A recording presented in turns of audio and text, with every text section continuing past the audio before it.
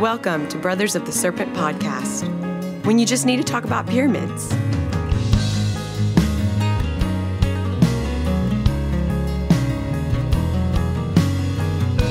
And welcome back, ladies and gentlemen, boys and girls, angels and demons, monsters and serpents, to Brothers of the Serpent podcast, coming to you not live from the 10 by 10 by 10 tangent cube of science, nestled amongst the dusty bones of an ancient seabed high atop the Edwards Plateau. And we are gonna do something a little different this time, just a bit. For this first segment here, we are going to, what? Sorry about that. No, you're good. We're going to talk about a good friend of ours who passed away recently. He was, we talked about him actually. He was the one that invited us out to go map the cave on his property. And he invited us out there several times to go look for arrowheads, and he was just an awesome guy. And a party. Yes, many parties. Many parties we went with him. But he recently passed away, and we just kind of wanted to give a shout out to him because he was just such a good person, such a great guy. So yeah, you got some stories? Yeah, we have a lot of mutual friends. His name is Booker Davenport. Yeah, and one of my closer friends was really close friends with him, and kind of got introduced us, and he was the reason you brought out to his first birthday party, which he used to throw out on his family's ranch. Yeah, and we were just blown away by the ranch. Obviously the next morning, yeah, we could see it.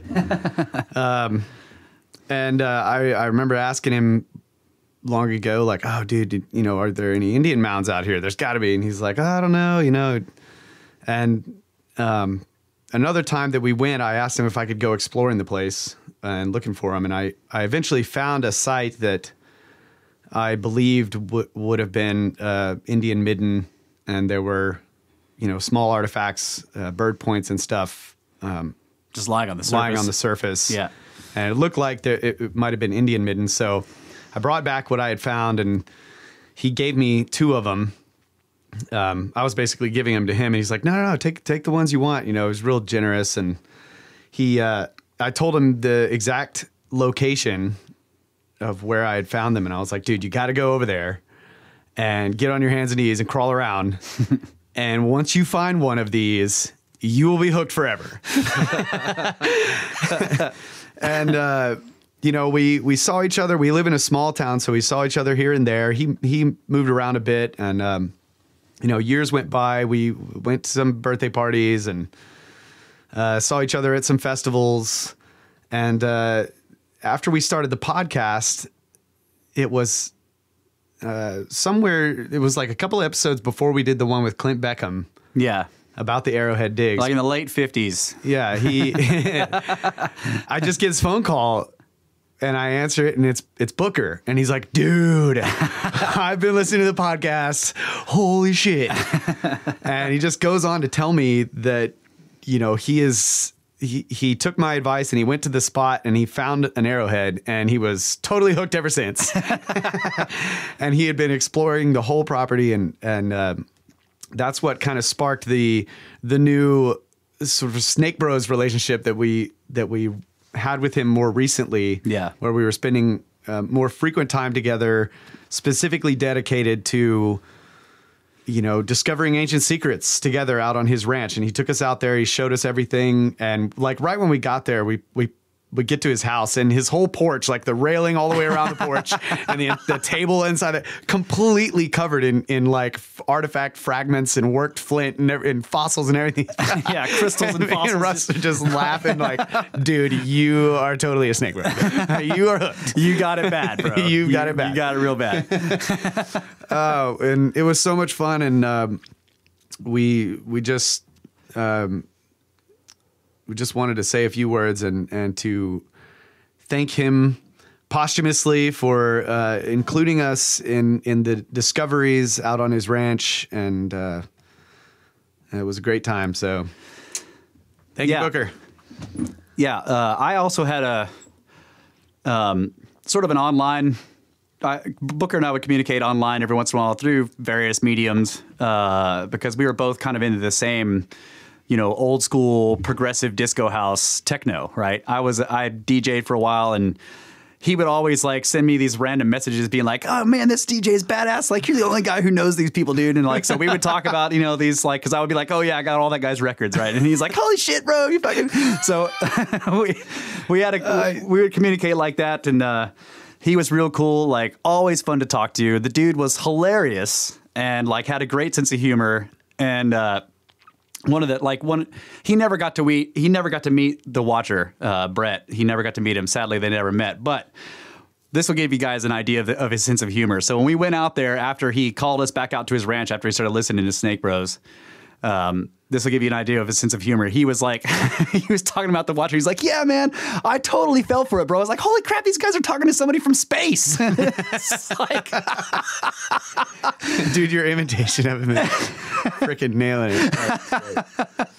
Yeah, man. Like he was just like, It was so much fun to be around him. And, he would call us up and he'd be like, dude, come out. I'm having a barbecue, or come on out. We're going to go looking at this place, or these guys are coming to map the cave. You guys got to come out. And like, it was so much fun hanging out with him. And, I mean, ever since the first time we got out invited, he was the kind of person where, and I'm like, Kyle is far more extroverted than I am. I've always been more on the introverted side of the scale. Like, I don't easily just instantly get along with people, but Booker was like, bam, we start talking and he just makes you feel at ease instantly. Everything was funny. It was a lot of fun to hang out with him, and just like, there was just like, it was zero perspiration, that's what he was like. He was just an all around great guy. And it was awesome to have him starting to listen to the podcast and loving it. And, it was really cool. He brought us out there another time. And, if any of you are following us on Twitter, I posted the video of the dinosaur footprints that he took us to see on his ranch. Dude. That's what that video was from. We went out there and like, it was like pouring down rain. That's why my boots are wet in that picture. We had to cross a fence line to go onto his aunt's property. So he's like, well, let me call her just to make sure, and she's like, it's raining, right? It's like, oh yeah, we're just gonna go look at the dinosaur footprints. yeah, don't worry, we're not gonna die. We'll be careful. Yeah, so it was a lot of fun, and like he had so much amazing stuff out there, and he loved hanging out with us and talking about all this ancient stuff. And we'd come out and he'd start handing us artifacts. Hey man, what do you think of this? Like, what is it? What do you think this is? This a fossil, bro? And it's just like, it was just so cool, his enthusiasm. And he took us on the first sort of like quote unquote reunion tour, where he brought us out the first time after listening to the podcast.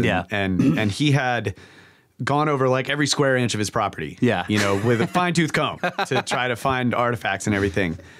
And so he had some really nice stuff that he had found in the house, and he was showing us that stuff first. And one of them was just this beautiful, I think we actually put a picture of it on we did. The episode with 62 with Clint. Clint. It looked like a tomahawk blade or something. Yeah. And he's like, yeah, so when we're going around, he's like taking us on this little tour of his exploration to the sites that he thinks might be something. He brings us to, he's like, this is where that artifact was found. So I immediately just drop down on all fours and start crawling on the ground. And I'm like, oh yeah. Flint flakes, here they all are. Flint flakes everywhere. Like, here's some snail shells.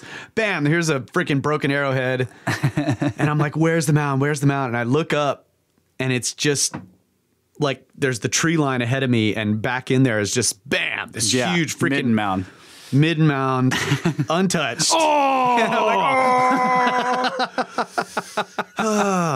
yes, dude. This is one. And then of course, you don't want to leave as soon as you find that. He's like, no, man, come on, you got to check out the next site. Check out this other place where we found this other thing. So we go to the next site, and they had dug a little pothole, a test hole in this part, and like we're walking up to it, and I'm just like, OMG.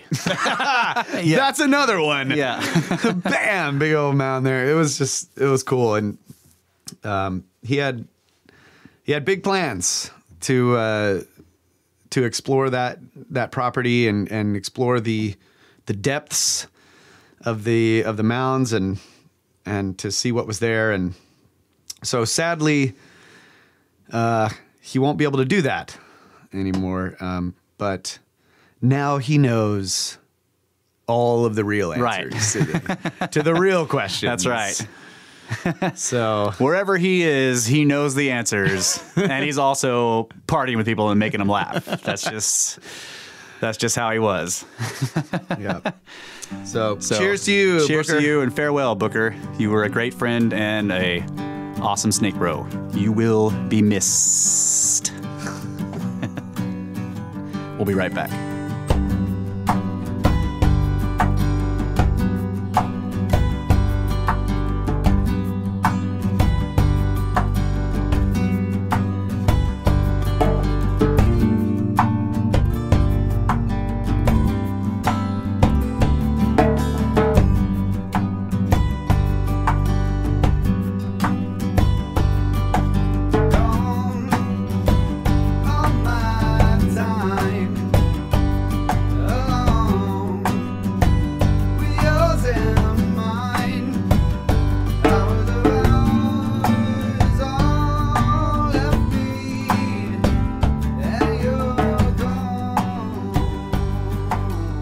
Welcome back, Brothers of the Serpent podcast.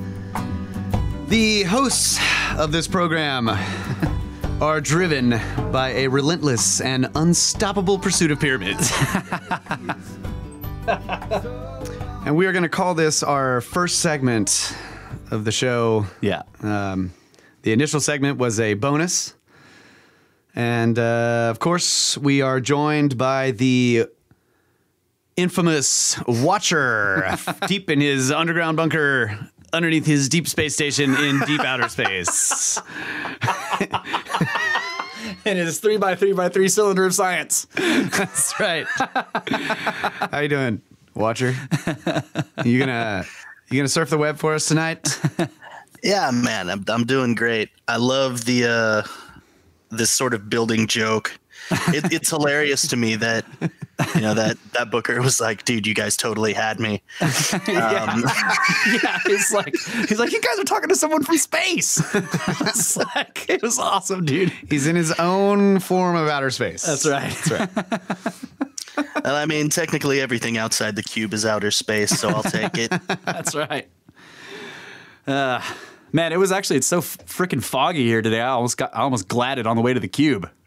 Oh, yeah? Yeah. Just go out the door and try to find the tangent cube and get lost in the fog and die. Yep. Gotta be careful. Yep. All right. So, as always, we start with space weather news from spaceweather.com. China farms the moon. Think about that. There is a new form of life on the moon. It is a potato.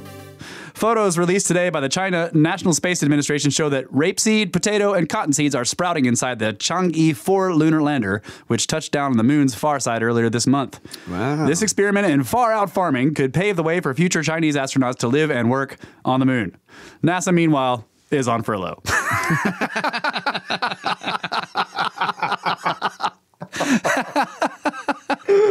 A collision in the asteroid belt. Last week, astronomers working with the Atlas project in Hawaii announced an astonishing change to asteroid 6478 Gault. The space rock had sprouted a tail.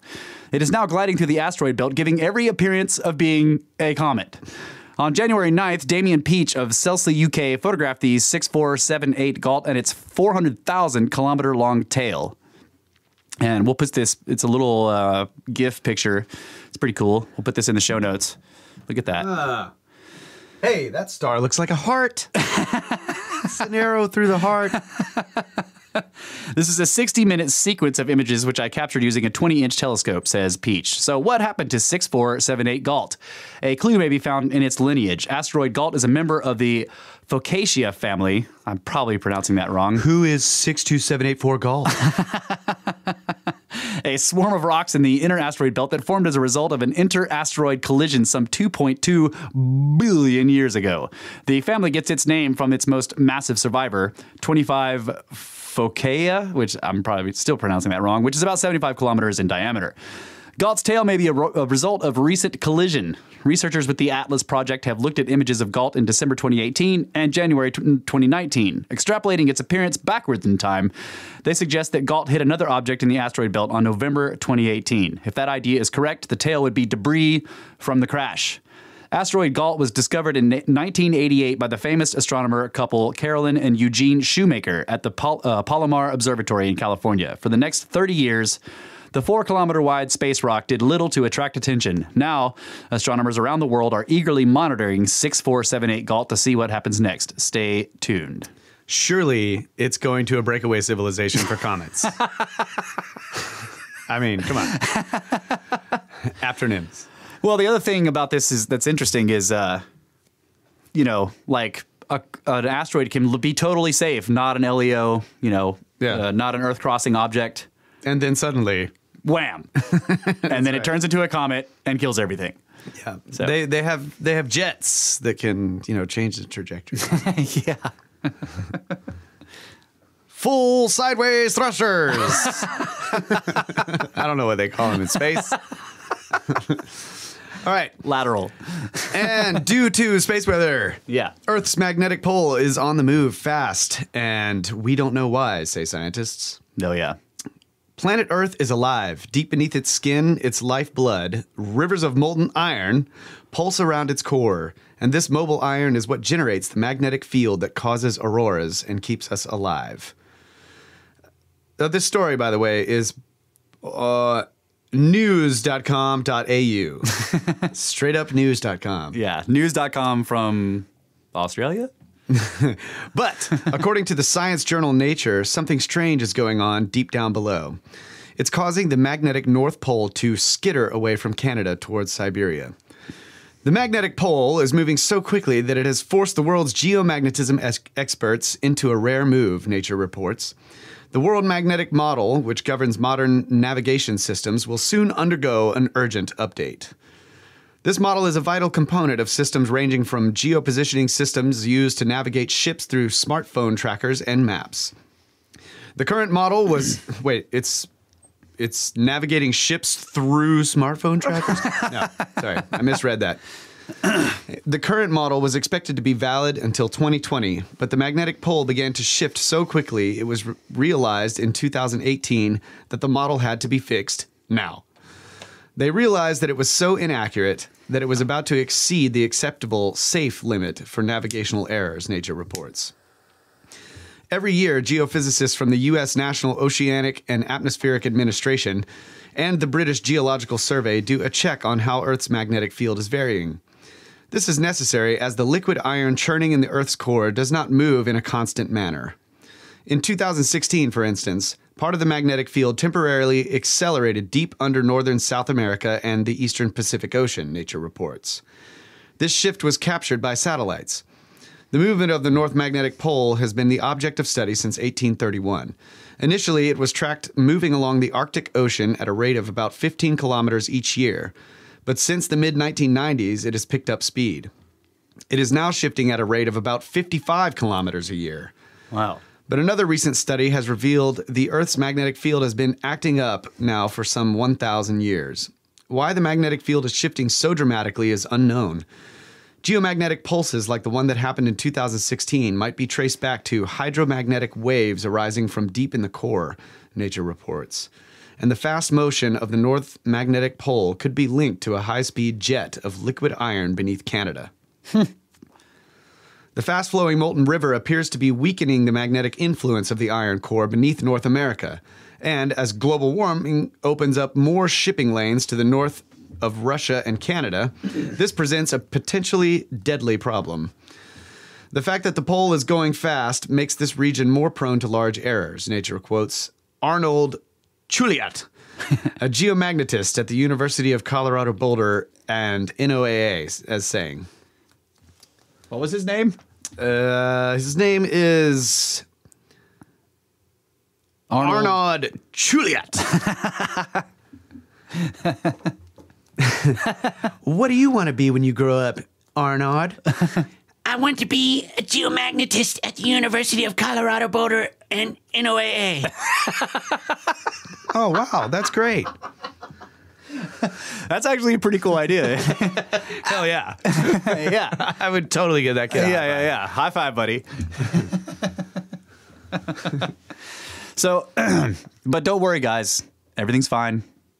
We're not going to have a magnetic pole shift. No, because only one of the poles is moving. That's right. The South Pole is solid as ice. Right. And the North Pole is, due to global warming, the North Pole is melting. The South Pole's got plenty of ice, but the North Pole is melting, so the pole is like, oh, God, where do I go? It's global warming. It's always known where to be because of the ice, and now it's kind of lost. Is that what you're saying? Yeah. It's the piezoelectric. It's heading into Russia. That seems suspicious to me. I know. It's like, I'm going to go where all the meteorites are hitting. Yeah. All right. So are we done with space weather news?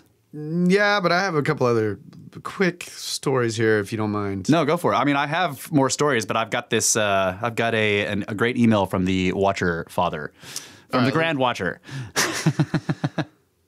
about episode 80. But we'll do your stories and then go to that, because I want to talk about some about episode 80 anyway later. So go ahead. Okay, cool. So I got one real short one.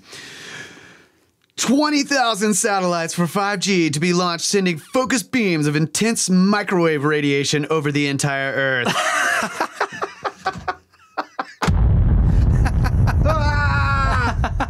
We're all going to die, folks. 5G will use phased array antennas to shoot beams of radiation at cell phones. We're all going to die. Just a clue for those of you in Rio Linda, the sun shoots beams of radiation at us all the time. 5G phones will be much more powerful than previous phones.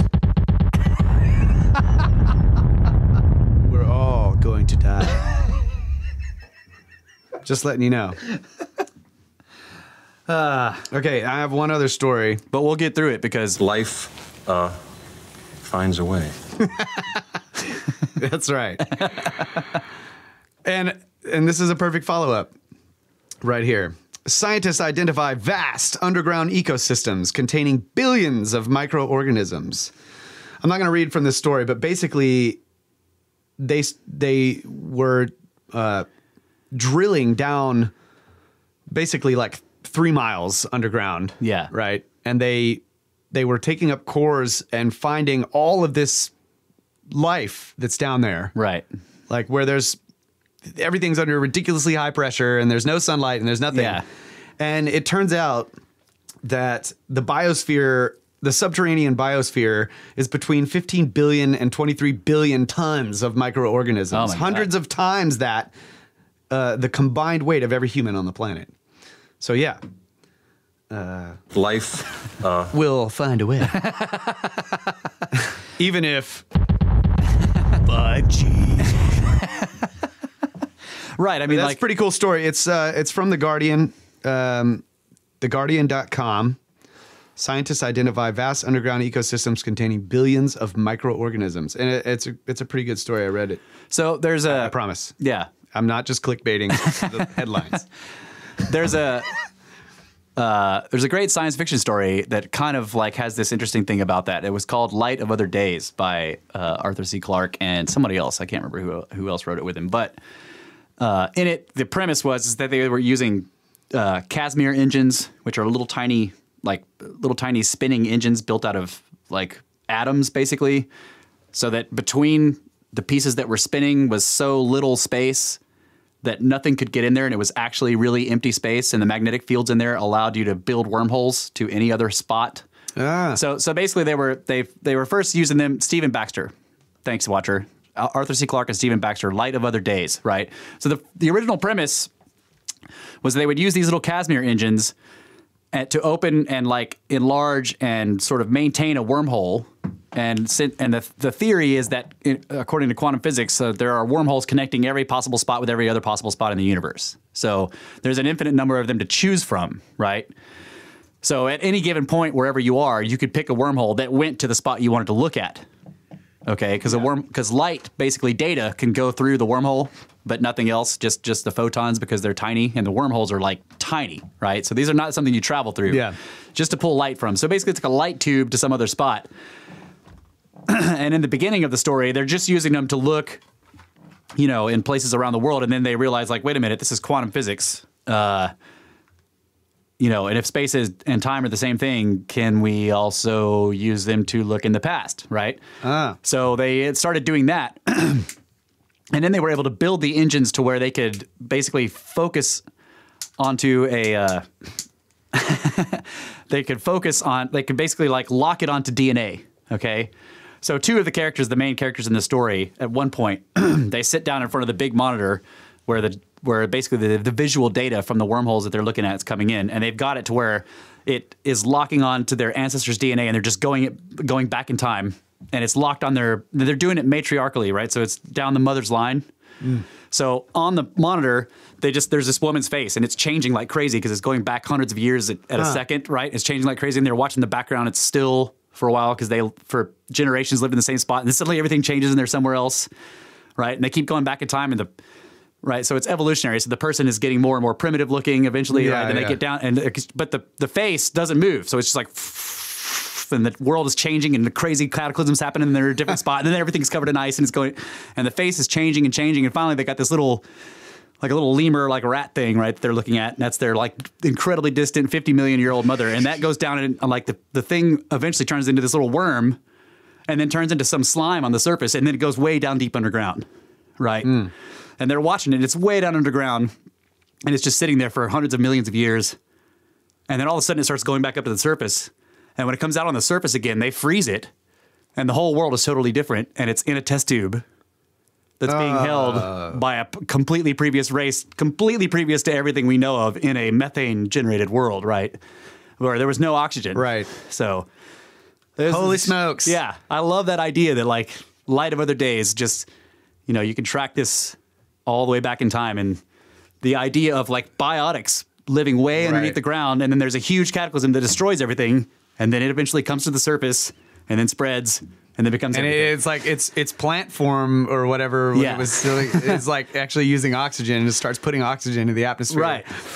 And it was a test tube from some scientist of this totally unknown, completely different life form that was based on methane from a billion years ago or whatever.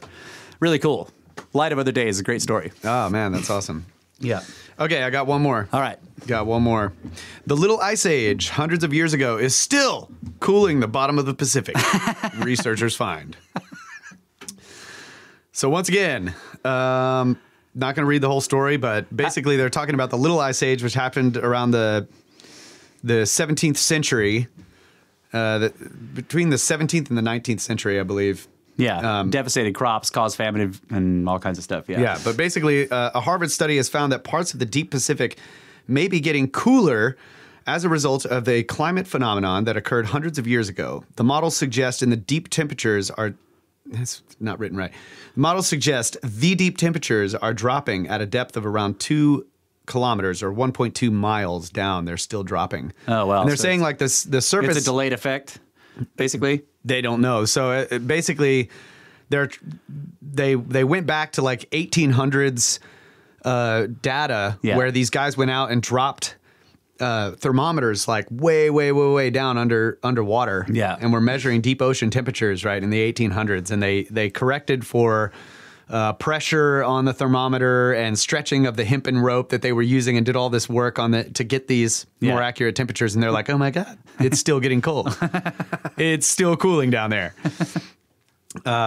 Hold my top hat, Watson, while I drop this thermometer. But I thought that was interesting.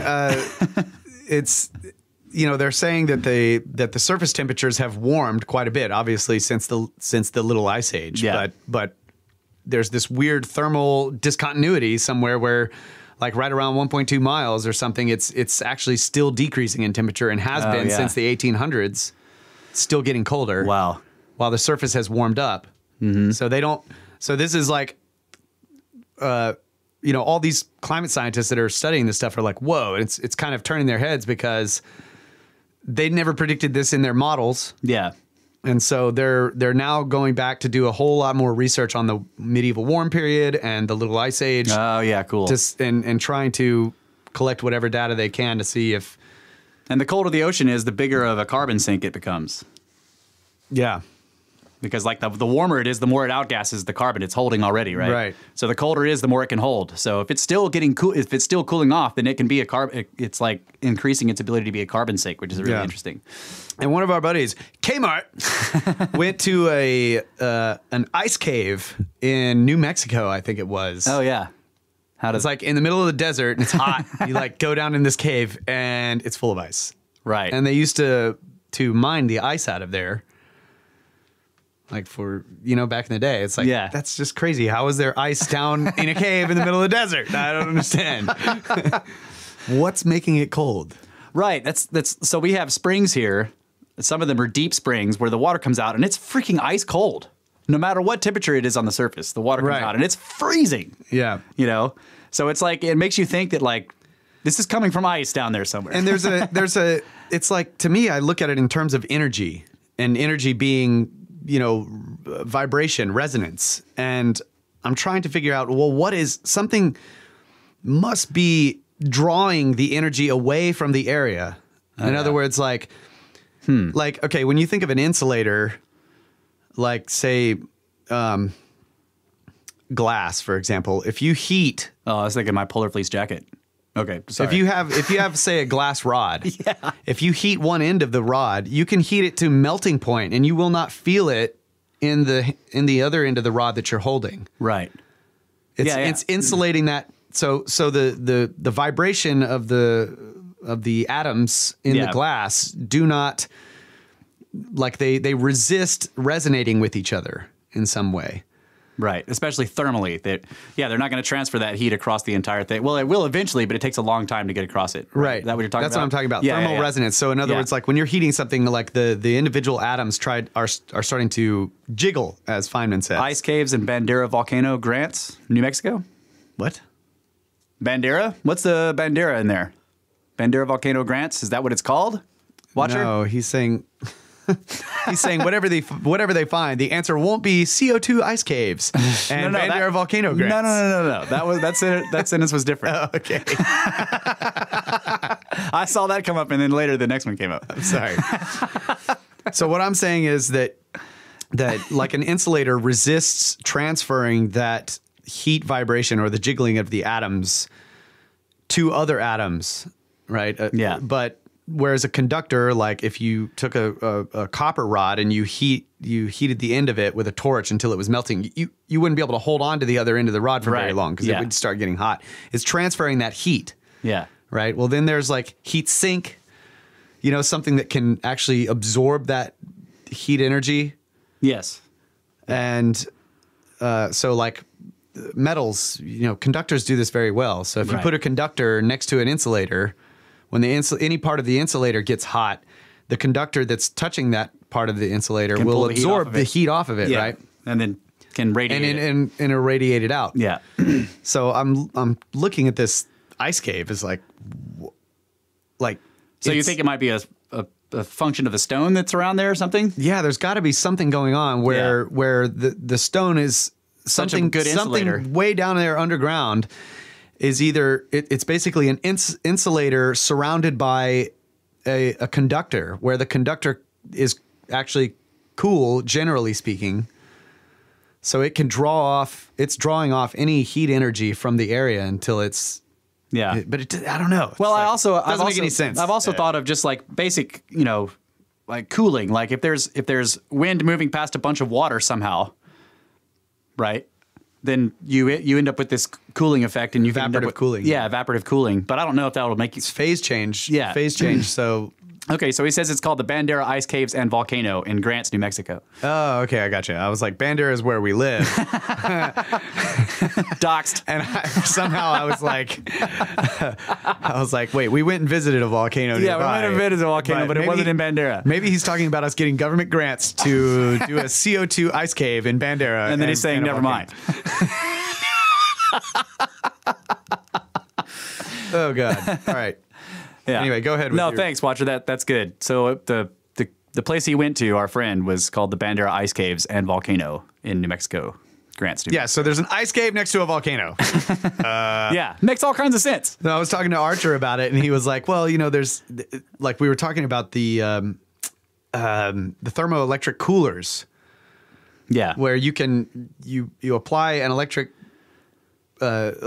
impulses to this thermoelectric cooler, and one side of it gets really hot and the other side gets really cold. Yeah. So it's like the electricity in there does something somehow where it draws all the energy to one side and it's pulling the energy out of the other side. So that side gets really cold as the other side gets hot. So there's got to be something like that going on. Yeah. It's a microwave freezer.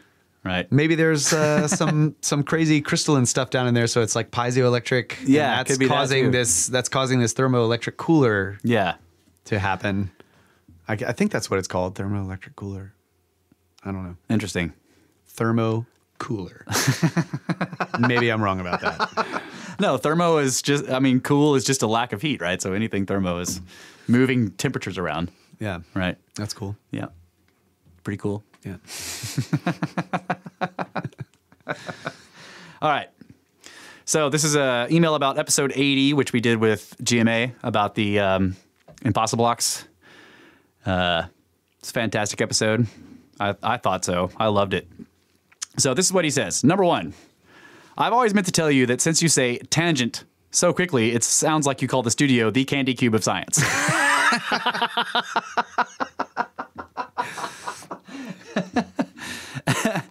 Number 2, how can any serious scientist ignore these data?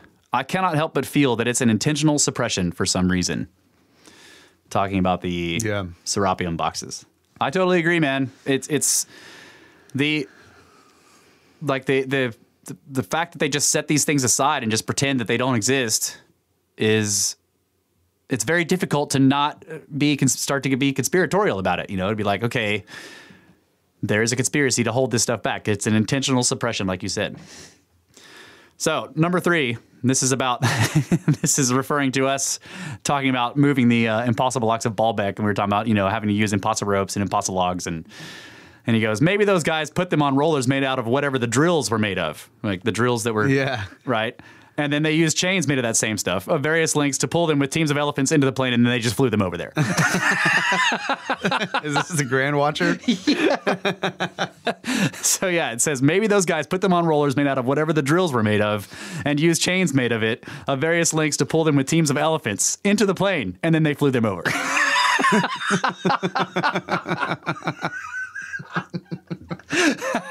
That's great. Yeah. And I mean, it sounds goofy, but what else are you going to say? Like, there is no road, right? This is one of the biggest things to me with the Baalbek blocks. There is no road. Like, any road that carried those blocks had to be stronger than those blocks. And so if the blocks are still there, the road should still be there. That's right. That's right. That's a good point. That's a really good point. And I was also thinking when I was listening to the show, we were talking about, like these guys are leaning. You're talking about your 800 dudes that weigh 80 tons or whatever, and they're leaning back on their ropes or whatever. Yeah. So not only do you have the 2,000 tons or whatever of the blocks sitting on the road, and then the 80 tons of the dudes on the road. Yeah. But the applied pressure that they're is going laterally. Right. So the road's going to want to wrinkle. It's going to, yes. And then the block being pulled towards that is going to want to wrinkle it up too. And but it doesn't matter. All the road stuff is bullshit because there is no road. Yeah. There isn't one. There isn't, like, you can look at the mountains. Like, if there was a road that they had made a long time ago and then it just disintegrated and completely disappeared, you would still see the valley. Yeah. And there isn't one. We tried to pull a dump truck full of asphalt out of, like, less than 1 foot deep tire ruts that he got stuck in with 2 tractors. And all they did was dig holes with their tires. Right. It didn't even, and the dump truck's tires are going and the 2 tractors are pulling backwards, and we're just all digging holes. Right. And everything's made of iron and steel and using all kinds of, like, there's thousands of horses involved and nothing happens. Right. And that was like, that dump truck probably carried, 12 tons. Yeah. 12 tons max. Yeah. Yeah. 12. When one of these 2,000 tons. There is no road that I know of that you could pull that block on. Right. Yeah. I mean, if you put it on that thing where they move the shuttle with it, you probably could do it. Yeah. That gigantic, massive thing that basically needs all the tracks that fit all the way across the entire superhighway. Yeah. That moves about 2 feet an hour. On flat ground, yeah. Right, on totally flat ground, on specially made roads that look like super highways. Yeah. Yeah. If you put that one block up there, that thing might be able to move it, if you could get it up there. And if it didn't buckle in the middle because of the weight. It's Right. not distributed right. Yeah. So, I mean, we could move those blocks. That's the thing. We could move them today, but it would be a ridiculously massive undertaking. Before we move them on the track thing, we have to pick them up. Right. And then whatever's picking them up has to be far enough away from the block to get that track thing underneath it. Yeah. And Right. we don't have a crane that can do that. Right. It would have to be one of the, you'd have to build some enormous gantry thing or whatever Right. with the, like, and even those cranes, those ones that they use at ports that pick up the giant cargo boxes, the steel boxes full of stuff, they can't lift anywhere near that kind of weight. I think there are a couple of different cranes. I was looking into this. They're built on site. They're massive, and they can lift it. Yeah. Like they can lift more than that. Right. But they're ridiculously huge. Right. And They're in buildings or whatever. They are a building. Yeah. Yeah. I can't remember what this one is called, but it's megala something or other. Yeah. I was wondering what would happen if like you put something like that. Like could your average train car hold that kind of weight? Probably not, right? They'd have to distribute it across multiple cars, and that wouldn't work. Yeah. So 1,650 tons is a lot of weight. It's just it's a ridiculous amount of weight. But somebody was carrying them. We couldn't pull 12 tons with 2 tractors, and the 12 tons was on wheels. That moved by themselves. That's right. Out of a tiny little rut. Yeah. That had their own motive power, and we still couldn't move it. So I had a couple other thoughts about that show, but we need to take a break real quick, so we will do that, right? We're at the break spot? Yep. Here? Yeah. You interpreted that clock correctly. All right. I don't know why I'm looking at the clock when I got this nice little hourglass thing here. Yeah. But anyway, we're going to take a break. We'll come back, and I got some more thoughts on episode 80 before we move on to Malta. Be right back.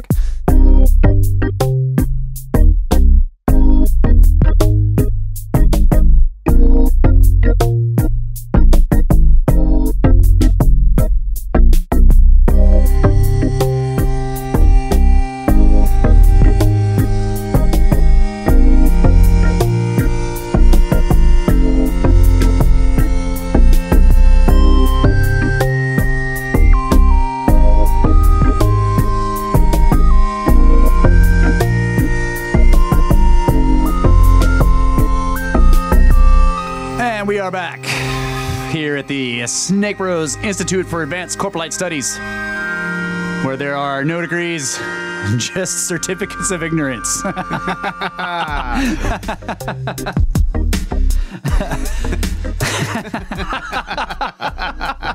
Heck yeah. So please join our certificate program. That's right. Get yourself a certificate of ignorance from SnakeBro's Institute. Proudly display it. That's right. I don't know shit about what's going on. Go look at all of the impossible acts all over the world, and you will gain your certificate of ignorance. That's right. All right, so back to episode 80 again. One of the things we joked about on that show was, you know, the how many T-Rexes is one of these blocks. And we actually, so at the end of the show, we're all hanging out in the Tangent Cube, and we actually figured this out with the Watcher's help and GMA and Kyle doing calculations on his phone. And I posted some of this on the Twitter feed, but basically one of those blocks beneath the Stone of the Pregnant Woman, the bigger ones, the 1,650 ton blocks, whatever, is equal to 120 T-Rexes, the average weight of an adult T-Rex, 120 of those, right? The other one that we were looking at was like actually the larger size of the T-Rex. Oh, okay, yeah. The adult males or whatever. Yeah.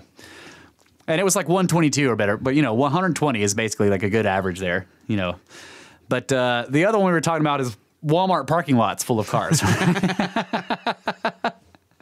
And so we figured this out. Like, we went and figured out like how big are the freaking the entire lots for a Walmart supercenter. Like not just the regular Walmart, but the supercenter where like you drive in and it takes you 30 minutes to get to the store after you enter their property or whatever. So the supercenter and then the store itself, and then you subtract you get the size of the lot, you subtract the size of the store, and then you have the parking lot basically. And you figure the average car space. Right. So we went out and figured out how big are the Capacity. average car space capacities or whatever. So how many cars can you park in an acre, and then how many acres is this? And then we figured all that out. And then the average weight of a vehicle is about 4,000 pounds, which is 2 tons, because you have 6,000 pound vehicles, which are the big SUVs and trucks, down to the family sedans, which are 2,000 pounds. Right.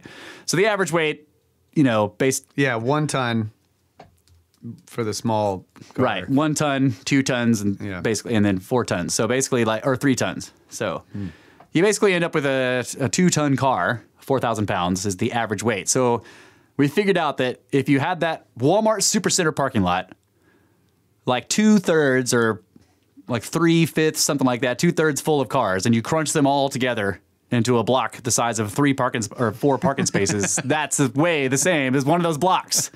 2/3 full. Like, have you ever seen a Supercenter parking lot that full except for at Christmas? Right. So think of that. Go find yourself a Google picture or whatever of a Walmart parking lot full of cars and think of crushing them all together and then trying to pick them up. Snake science. That's what you got to do. That's right. Trying to conceptualize the weight of this block. Right. It's very difficult to talk about. I mean, like 1,600 tons is just, you can't really imagine it, So I find that fascinating. You got to figure out ways to get these weights across. This is why we call them impossible blocks. 120 T-Rexes is a lot. Yeah. So the other thing going back and listening to that show or whatever, and I was really fascinated with the whole Serapium stuff. Okay. Yeah. And like the idea, like I was looking at the pictures when I was going to post up all this stuff on the show notes. So I'm looking at these pictures of the Serapium tunnels and the blocks and everything like that. And it's interesting if you look at the tunnels themselves of the Serapium cut through the limestone bedrock, they're heavily eroded. Okay, and there's 2 different types of erosion, which is very interesting. There's from the floor up to, say, I don't know, like waist height, there's a type of erosion, and then above that, it's something else.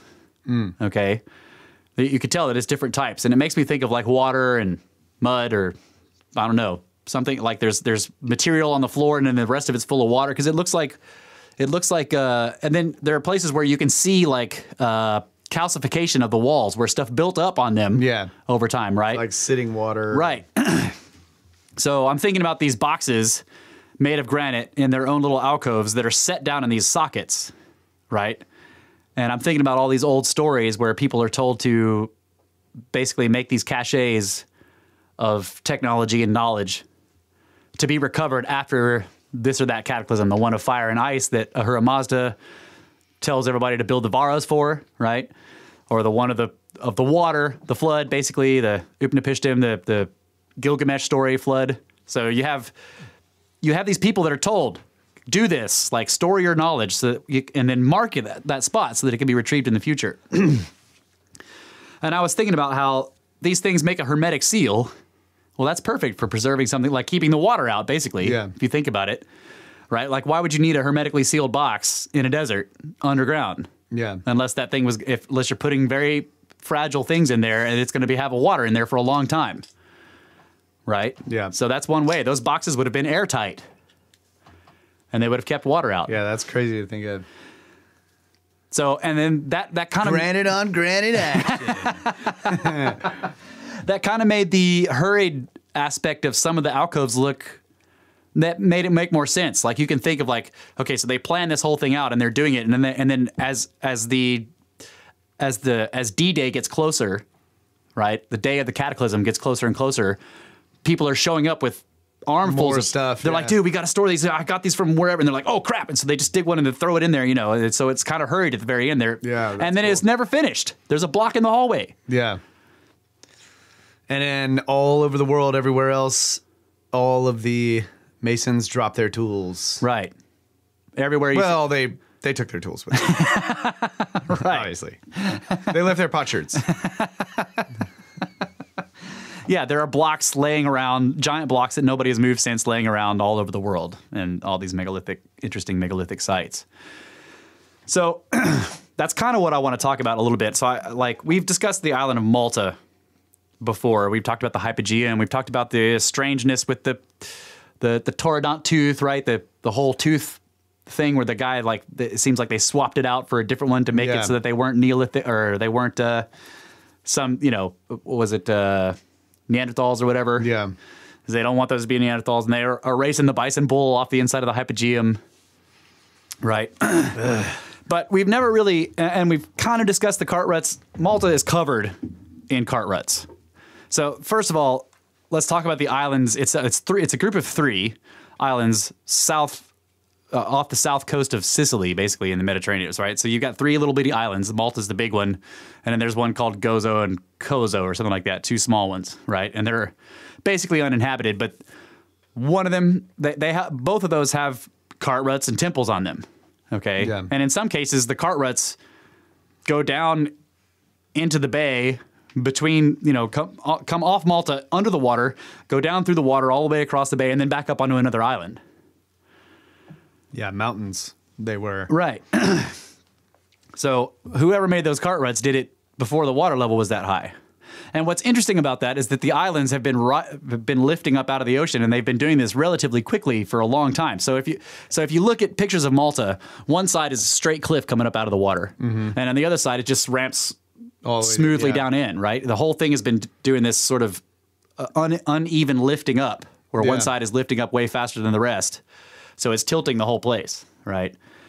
So that's happening relatively quickly. So if all that has been rising, and yet there are still ruts going under the water, yeah, they have to have been made a long time ago, right? Because, like, the farther back you go, the deeper the island sinks into the water.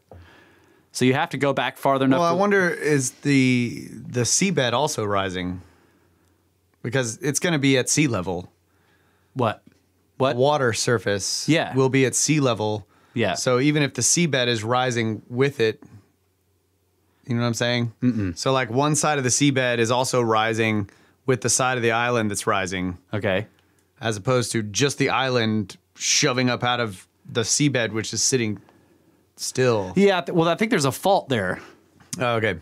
Right. Because, I mean, it's clearly a flat cliff on one side. And that is what's lifting up. So I don't know. Okay. Maybe you're right.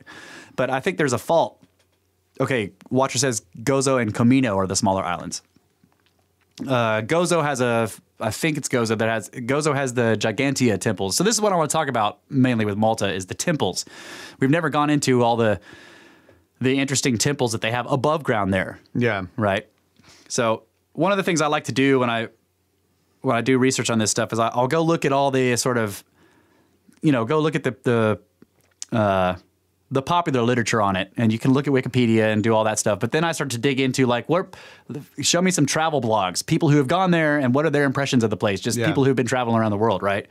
So I found a couple of those that I want to get to here.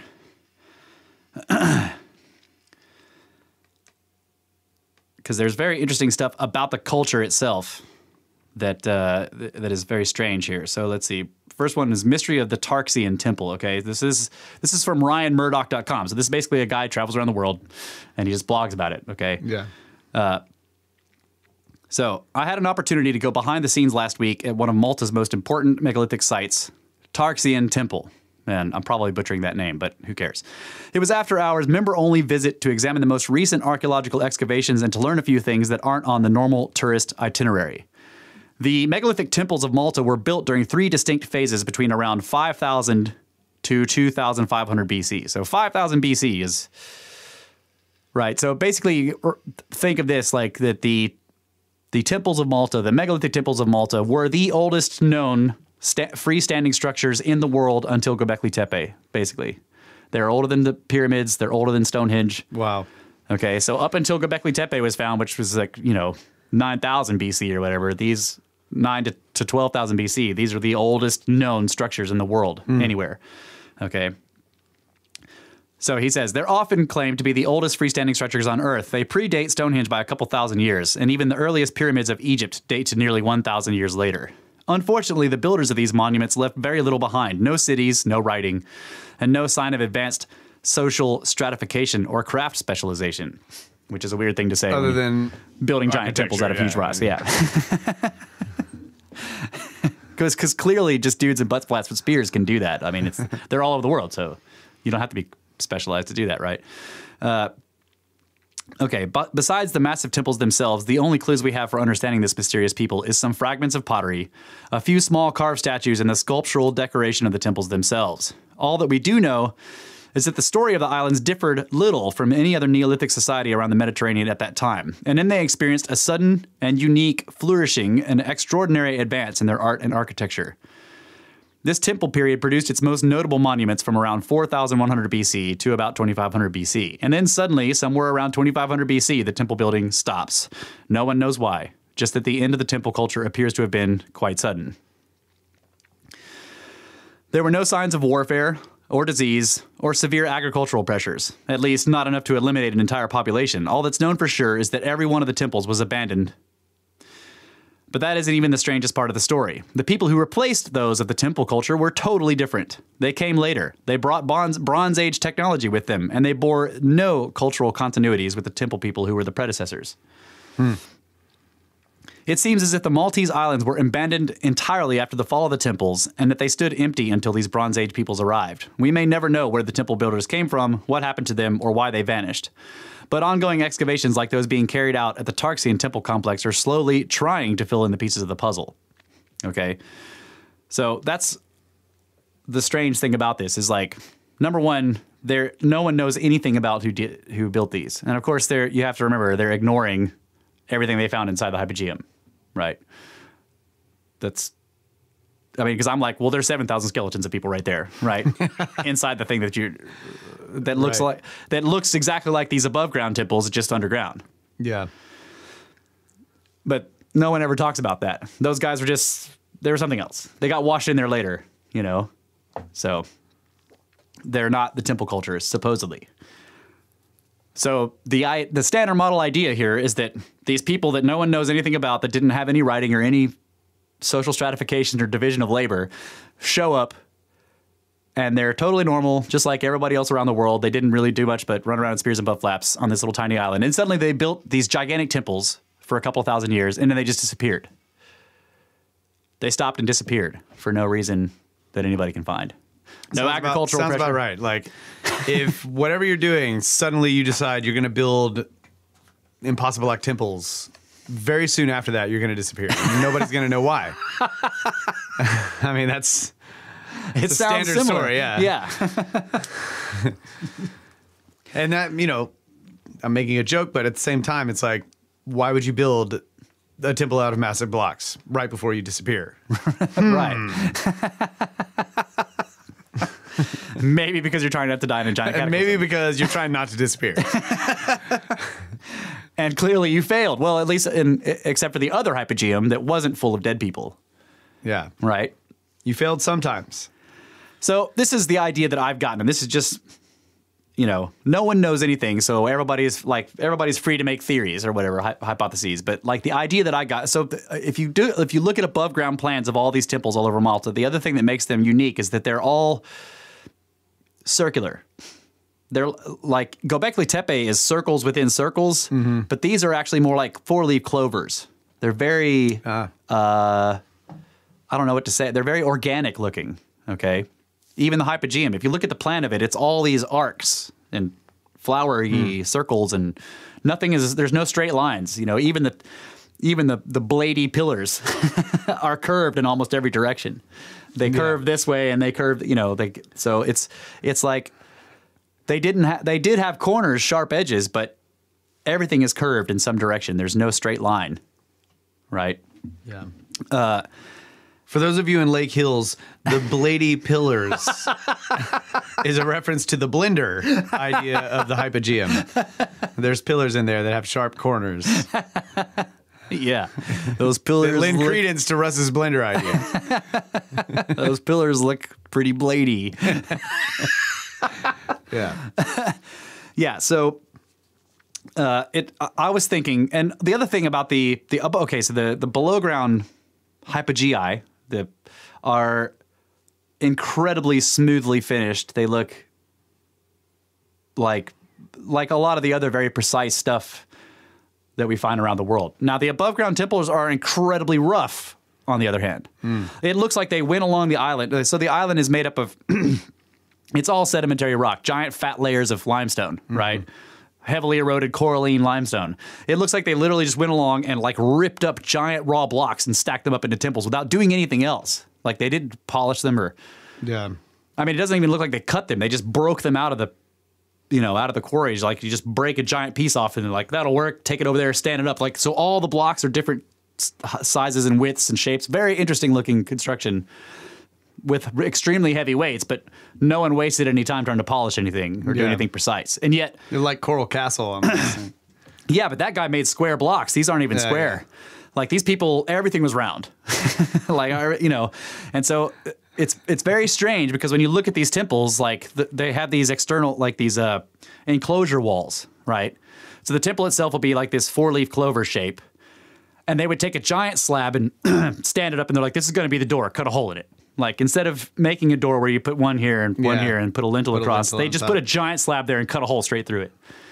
Right? That's the door. Yeah.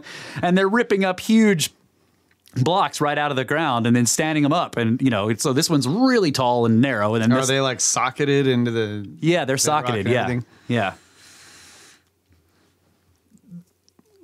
Like, so the way they fit together, you're saying they're like rounded, but they fit together tightly, right? Yeah, I mean, like, well, in some cases, there are places where you can see gaps or whatever, but like, it's still construction on an unbelievable level. Yeah. Right. And so on the island of Gozo, there's a temple complex called Gigantea. I think that's how you say it. Basically, it means place of the giants. Okay, because the locals there have for a long time had a legend that, clearly giants built this. It's enormous. Blocks are enormous. So there's an enclosure wall that Gigantea has, and it looks like stuff you'd see at Sacsayhuaman or whatever, just not as polished. Right. Right. But it's just all these different sizes. And the guy was saying that they use they used a technique of where you have tall blocks, right? Tall ones that are narrow, and then you have long, short blocks. Yeah. And they would just alternate those, but every single one of them is a totally different size, and nobody bothered cutting them into any kind of standard whatsoever. It literally looks like they just were ripping up out of the ground, and whatever you got is what you used, and they stacked them up into this puzzle shape. It's awesome, right? And then the walls are all curved and round, and everything's round. So there's the temples are. Even the word temple, like I don't even like using that word. There's one guy that I was reading that was talking about. He's like, look, man, no one knows what these were for. He's like, this one over here, it could have been a marketplace. Like there's evidence that they were covered over with domes. Think about that, right? So you got these crazy circular temples, and then they were thinking that they had these domes over top of them in some cases, and then other places corbelled ceilings. Yeah. Right. And then like the doorway, like I said, is a slab that's got a hole in it. Like the hardest possible way to make a door. Right. Yeah. We want to walk through this area. That's Giant right. slab of stone. Right. Dang it. Yeah. Let's see. I got some other travel log stuff here. Mysterious catacombs. Okay. The Gigantea. Nope, that's not that. Here it is. Dave's Travel Pages. Great guy. This is great page. This is an adventure travel blog, right? So he goes, megalithic temples of Malta. Who built the stone temples at Malta and Gozo? So he says, over the years, I have combined travel with visiting archaeological sites around the world. Don't worry, I don't have an Indiana Jones syndrome. I just have an interest in ancient civilizations just like Indiana Jones. On my recent visit to Malta, I had the chance to visit some ancient sites. In fact, it was one of my reasons to visit Malta in the first place. Megalithic temples of Malta were constructed sometime between 3600 and 3000 BC. Current dating puts them at older than Stonehenge and the pyramids. Okay, let's see. So he says, Hagar Kim and Minajra, I think is how you say that one. These two Malta temples are found in close proximity to one another. You might argue that they are part of the same temple complex, quote unquote, as they are just a few hundred meters apart. There are a number of points where some of the stone slabs have circular holes in them. It is thought that they may have been, quote unquote, oracle stones. The theory goes that devotees or worshippers would be on one side and a religious oracle on the other. A prophecy or blessing could then have been given. There are also some doorway stones. So there's one of the doorways, right? Just a hole cut in the block. Yeah. And it's one of the hard ways to cut, like where you cut a shape and then you cut a smaller shape inside that and then a smaller shape inside that, right? And then there are pretty good corners on that, right? But you can see how sort of rough everything is. Yeah. That's awesome. They're like, that'll stand up there. Cut a hole in it, right? But it doesn't fit the side slab. Doesn't matter. Okay, so he says, of course, there is absolutely no evidence for this oracle theory. It's only a theory. It could just have easily been a center for justice with an accused on one side and a judge or jury on the other. This is why I'm fascinated by places such as this. There's another, like, awesome, like, you know, lintel entrance and then a hole cut through a rock. Yeah, that's freaking awesome. It kind of looks like dolmens. Yeah, it does. Yeah, like in dolmen style. Right. You got to have the side slab, like etched with the top slab, and top the front slab and has to be back slab, there's and got to then be a hole cored through the front slab. It has to be like 1/3 below. Basically, you're building a giant bird box on the ground. Venus figures of Malta. Okay, so he says there were a number of figurines found on the site, now displayed in the Archaeological Museum of Malta. The most famous are the Venus-type figures. I have seen these all over the world. In South America, they are called Pachamamas. The history of these Earth Mother figurines in Europe goes back over 40,000 years. Wow. Perhaps this was a religious complex after all, maybe, with priestesses instead of priests. And there's one of the... So they have these, like, the Venus figurines are enormously fat. There's, like, the midsection of one of them. Yeah. Right? So it's like this particular kind of... They call it Earth Mother. Like, yeah. So if you imagine these people are in the, what do they call it? The, so it's after the end of the Younger Dryas, there's this sort of long period of almost perfect warmth of the Earth where everything, like, everything comes back into flowering and, like, all the ice melts and the water is, you know what I'm talking about? What did they call that? The optimum, something optimum or whatever. The climactic optimum or something like that. It's 8,000 BC or whatever when everything was awesome and you could basically just walk around and pick fruit off trees because everything was growing so amazingly. Yeah, Garden of Eden. Right. Yeah. It's like Eden, yeah. So there's this idea that the Earth Mother Goddess is that Earth after the Younger Dryas when everything's calmed down and it's just so overflowing with bounty that they just have to, everybody worships this giant fat woman that's the Earth Mother that just like nurtures everybody, right? Yeah. So now he talks about the Gigantea temples. The Gigantea temples are on the island of Gozo. They are the oldest of the megalithic temples of Malta, and the earliest phases of construction are dated between 3600 and 3000 BC, which is weird because I think in the other place they were saying 5000. Anyway. I thought they were saying they're 5,000 years old. Oh, maybe that's what they were saying. Gigantea is much cruder than Hagar, Kim, and Menadra, but at the same time, the rocks involved seem to be much larger and heavier. So according, you get the older ones and it's even more big. Right. There is no denying that they are from the same culture, but I had the impression that they were almost a first attempt. Right. Like their guys were like, okay, guys, we can do this better, but they don't have to be that fucking big. They always had that, yeah. Yeah. It was the first attempt. We used the biggest rocks ever. Right. And they were like, oh, we could do this out of smaller ones. Yeah. Yeah. This isn't to take away anything from them, though. They are magnificent. Okay. So what was Gigantea? Whilst with the first two temples, I could see how they might be an oracle center, I really didn't feel that way with Gigantea. Instead, I got the feeling that it was more of like a community building. Maybe this wasn't a temple at all. Maybe it was a marketplace. Perhaps a place where, like a congress, a place where laws were passed. Could it even have been a bakehouse where bread was made? They have these fireplaces in them where they say sacrifices were made, but who really knows, right? Yeah. So who built the megalithic temples of Malta? As the builders of these temples left no written records, the answer is, we will never know. Here's my theory, which is just as valid or invalid as anyone else's. This guy's a SnakeBro. I think the society that built the megalithic temples of Malta was more advanced than we give them credit for. They were able to work together both to design and construct the temples for many years. Being able to transport enormous blocks of stone around shows they had long-term vision. It must have been an organized society that predated the temples themselves by hundreds of years. They must have had the ability to sail between the islands. Their use of Venus figures indicates a culture that stretched back for tens of thousands of years. Final thoughts on the temples of Malta. Conclusion. Visiting ancient sites such as the megalithic temples of Malta always makes me realize that there is so much about the world we don't know. It is probably one of the main reasons I like to travel and see places such as these. It's a reminder that we all just play a tiny part in a much bigger play going on all around us. That's cool. Dave's travel blog, guys, check it out. Dude's really cool. So I had this theory a long time ago. Years ago, I was going through that website, ancienttexts.com. Yeah. And we're just about up on a break. Oh, yeah. So it's kind of a longer story. Well, it's not really that long, but I'll tell it after the break. You guys are just going to have to wait for 30 seconds. All right, yeah. We'll take a break and we'll be right back and we'll listen to Kyle's, I'm sure it's going to be awesome, story.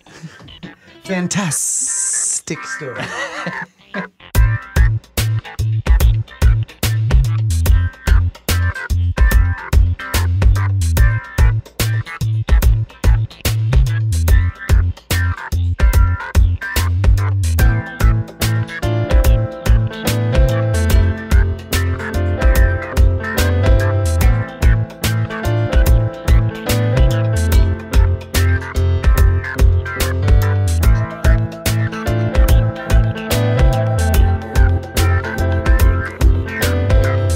SnakeBros, playing the drums of your ear through a complex process of transduction of vocal vibrations from within the tangent cube of science. Bam! That was pretty good. All right, so way back, I'm going to tell my story now. Way back, I was going through a wonderful website called sacred-texts.com. Yeah. And still love to go here and do research. It's got every ancient text in multiple different translations from multiple different scholars on pretty much everything you can find. And under Judaism, there is the Legends of the Jews. Mm-hmm. And Solomon! yeah, so The Legends of the Jews by Louis Ginsberg, 1909. This is a massive collation of the Haggadah, the traditions which have grown up surrounding the biblical narrative. These stories and bits of layered detail are scattered throughout the Talmud and the Midrash, and other sources, including oral tradition. In the 19th century, Ginsberg undertook the task of arranging the Haggadah into chronological order, and this series of volumes was the result. So in there, under volume 4, from Joshua to Esther, there is chapter 5, Solomon. Fantastic read. I'm not going to go through the whole Solomon tale, but basically, in a nutshell, this is where the idea of the shamir comes from. Well, not comes from, but he was a seeker of this ancient tool that was able to turn stone into clay, basically, and carve it and do whatever you want, right? Right. And he seeks it.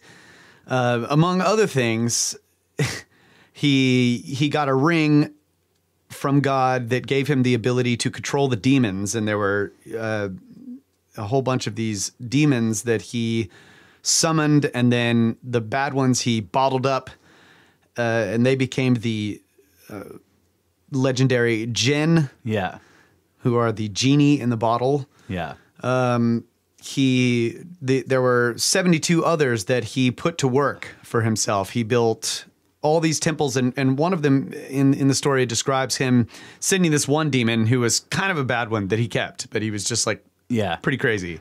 And he's like, you will cut stones. So the guy would just go down into the ocean and just carve up these massive stones and just bring them to him out of the bottom of the ocean.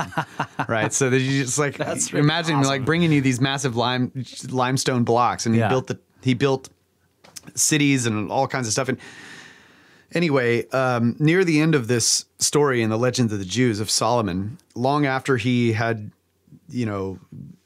become king and gained all the wisdom and mastered all the demons and learned all this crazy wisdom and whatever, and I guess he met his wife, the Queen of Sheba. Yeah, you mean? Queen of Sheba has and Menelik or whatever his name was. Yeah. And so he's now like he's an older king and he's got multiple daughters, right?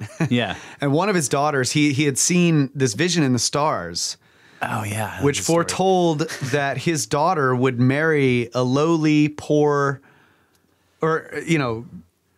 some peasant, a stoneworker. yeah, right? some peasant guy, right? Okay, Yeah. and he's like, no, No. and she's like his favorite daughter, and she's beautiful and all this stuff, and he's just like, no. So he raises an island in the sea and builds a tower that's on right. top of the island. Yeah. And he sends the daughter out there with like 90 eunuchs or whatever it is, like all these Yeah. eunuchs, okay? Yeah, because he just is like, no way is any peasant taking my daughter's virginity. Meanwhile, there's this lowly boy who's out doing whatever. He ends up being stranded out in the wilderness. I guess probably on the high plains somewhere, and Yeah. it's cold at night, and he can't get back, and he finds a carcass of an ox. And so he climbs inside the carcass of the ox to keep himself warm, right? Star Wars. Yeah. And Jim Lucas like totally predicted this. Taurus. Yeah. That's right. Totally predicted it. Anyway, he climbs inside the body of the ox to keep himself warm over the night, and this huge bird comes and, yeah, I know it's George Lucas watcher. I'm tweaking This is a Ty here. long-standing joke. I'm tweaking the nerds out there. The nerds will lose it. Yeah, exactly.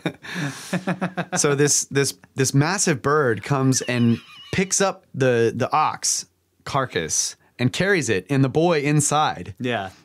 And he carries it out to this temple, out to the tower. top of the tower, Oh, yeah. to eat it at night. and then basically the next day, the princess comes up to the top floor of the tower to just like, Yeah. look out or whatever. And there's this boy, and he's like standing there, and she's like, what? Oh, how did you get here? And he's like, oh, an eagle brought me here, whatever. She's like, you stink. Well, then she finds out I was he's sleeping inside this bowl. Sorry. yeah, so she sends him down to the eunuchs, and they get him all cleaned up and everything, and he anoints himself with oil, etc., etc. And they give him new garb and whatever. And then, like, when she sees him after that, she's like, oh my God, he's like stunningly beautiful. And then she starts to figure out that he's actually really smart. He's well educated, and like he knows all of this. He has all this knowledge and ancient, Yeah. He ends up being a total badass. And she falls in love with him, and then she asks him to marry him, and they perform the ceremony there on the island, where she's like, Yeah. With 90 eunuchs. imprisoned with 90 eunuchs, and they do this whole deal, and then eventually she gets pregnant, and the eunuchs figure it out.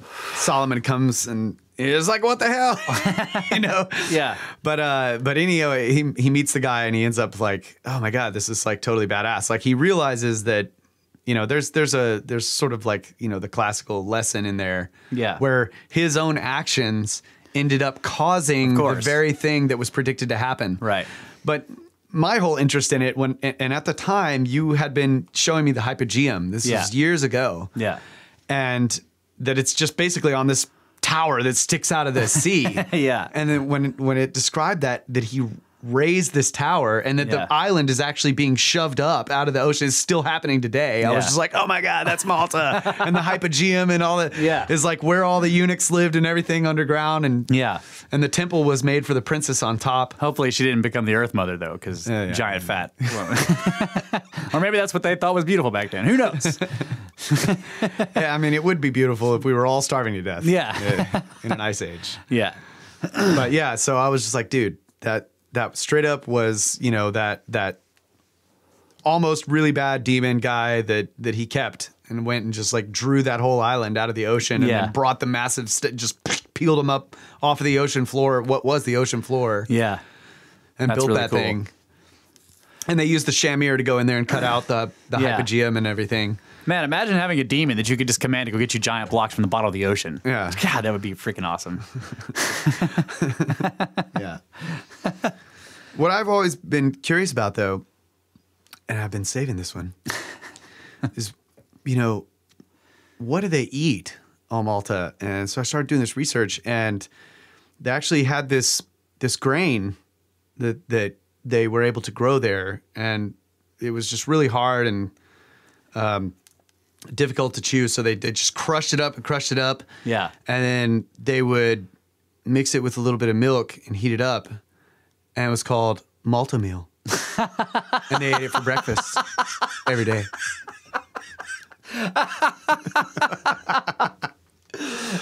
Been working on that joke. That's my Malta joke. All true into the very end there, folks. I think. I mean, no, I just made all that up. Yeah. Brett, the watcher, I was literally searching grains grown on Malta. You excrement bag. Oh, that was a good one. You had me going. I am so full of corpulates right now. All right. So this is from ancientorigins.net, ancient-origins.net, which is another fantastic site. This is written by John Black. The hypogeum of Hal Salfieni and an unknown race with elongated skulls. Many ancient megalithic structures exist in Malta, and one of them is the hypogeum, a subterranean structure with magnificent properties that is more than 5,000 years old. The hypogeum, a Greek word meaning underground, is supposed to be the oldest prehistoric underground temple in the world. The discovery of this incredible site was made in 1902 when construction workers who were excavating to build the foundations of a building stumbled upon what appeared to be an underground sanctuary. When archaeologists began uncovering the site, they found a massive underground structure consisting of 3 levels carved into stone. It has been estimated that more than 2,000 tons of stone would have needed to be removed for its construction. So basically 1 Baalbek block. Right. Okay. Just 120 T's. Yeah. Look at that overview. That's pretty cool. But you can see how rounded everything is. Yeah. For the top level. Okay, so today the whole of the hypogeum is underground, but in the past the main entrance was on the surface, decorated with megaliths. On the walls of the hypogeum, many different patterns in red ochre were found. Shapes like spirals, pentagons, floral patterns, and even the outline of a bull adorned the walls. Within the hypogeum, archaeologists have uncovered tombs, rooms of unknown function, and a main chamber, which is a circular room carved into rock with a few trilithon entrances. In this room, the statue of a sleeping lady was found, which is the Venus statue. Other rooms include the decorated room, the snake pit, the Holy of Holies, and the oracle room, which has very peculiar acoustic characteristics. The acoustic properties of the oracle room have been studied extensively by researchers. Anything spoken in that room is heard all throughout the hypogeum. Furthermore, some research has shown that the acoustic properties of the reverberating sound affects human emotions. Research done by Paolo De Bertolis and Niccolo Bisconti of the universities of Trieste and Siena, respectively, have shown that the construction of the chamber was made in a way to affect the psyche of people, perhaps to enhance mystical experiences during rituals. The use of fractal, nonlinear resonances, which appear in the acoustics of the hypogeum, is something that modern science has just now started to investigate, and the results show that these types of frequencies have the ability to alter matter. Oh. The sleeping lady found in the main chamber, along with other figurines found in the hypogeum, all display abundant forms. In other words, the figures appear to be extremely obese, and there is no agreement as to why this may be. One particularly interesting fact about the hypogeum is that when it was discovered, 7,000 skeletons were found piled within the chambers. What's more is they had a unique characteristic, elongated skulls, and one of the skulls, out of only a handful that have survived, lacked the fossa median, which is the join that runs along the top of the skull. It is known that some of the skulls were on display in the Archaeological Museum in Malta. However, after 1985, all the skulls that had been found in the hypogeum, along with other elongated skulls found across multiple ancient sites in Malta, disappeared without a trace. Oh, it's so dirty. And they have never been recovered. What remains to testify their existence and their abnormality are the photos of Dr. Anton Mifsud and his colleague, Dr. Charles Savona Ventura, and their books detailing the abnormalities of the skulls, including elongation, abnormally developed temporal partitions, and drilled and swollen occiputs, I'm not sure how to say that.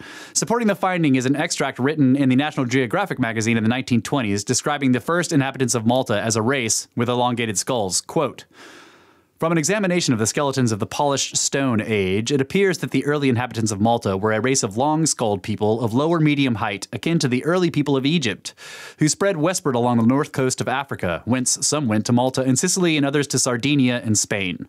National Geographic Magazine, 1920. Wow. It is, of course, highly suspicious that the evidence for such a significant discovery went missing. It appears to suggest that someone wished to keep the results of the finding out of public knowledge and perhaps out of the hands of researchers. A race of people with elongated skulls, a chamber of unbelievable acoustic properties, and the mysterious disappearance of more than 7,000 skulls and skeletons makes you think that something very special happened in this place, yet very few people know about it, and it appears that somebody wanted it to be this way. Ugh, so frustrating. Yeah. So the other thing that's interesting about some of these skulls that I read somewhere else was that a lot of the ones with the really abnormal elongated characteristics also had 3 holes poked in them, like in a triangle shape, like a equilateral triangle, like there's a hole, 2 holes in there. Like tray pan? Yeah, like tray panning, and but they're perfect little circles, and there's 3 of them, like in a triangle, or sometimes in a line. It varies or whatever. So the Watcher's posting pictures up here of elongated skulls. Are those the ones from Nazca? Or are they the Maltese ones, bro? Because they are different. Those look like the Nazca skulls, but they could be. I don't know. It looks like what's written on that skull is trim and go. Congos. Chongas. Chonga. So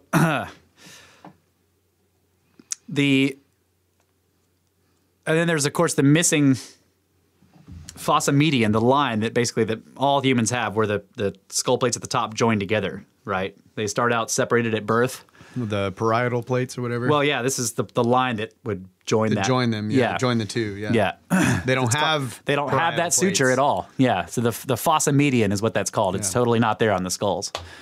And there's other anomalous characteristics too. But not double dentition. No double dentition, and they don't appear to have been giants. They were small people. Long heads, short bodies. Yeah. Very, very good at digging bunkers under space stations.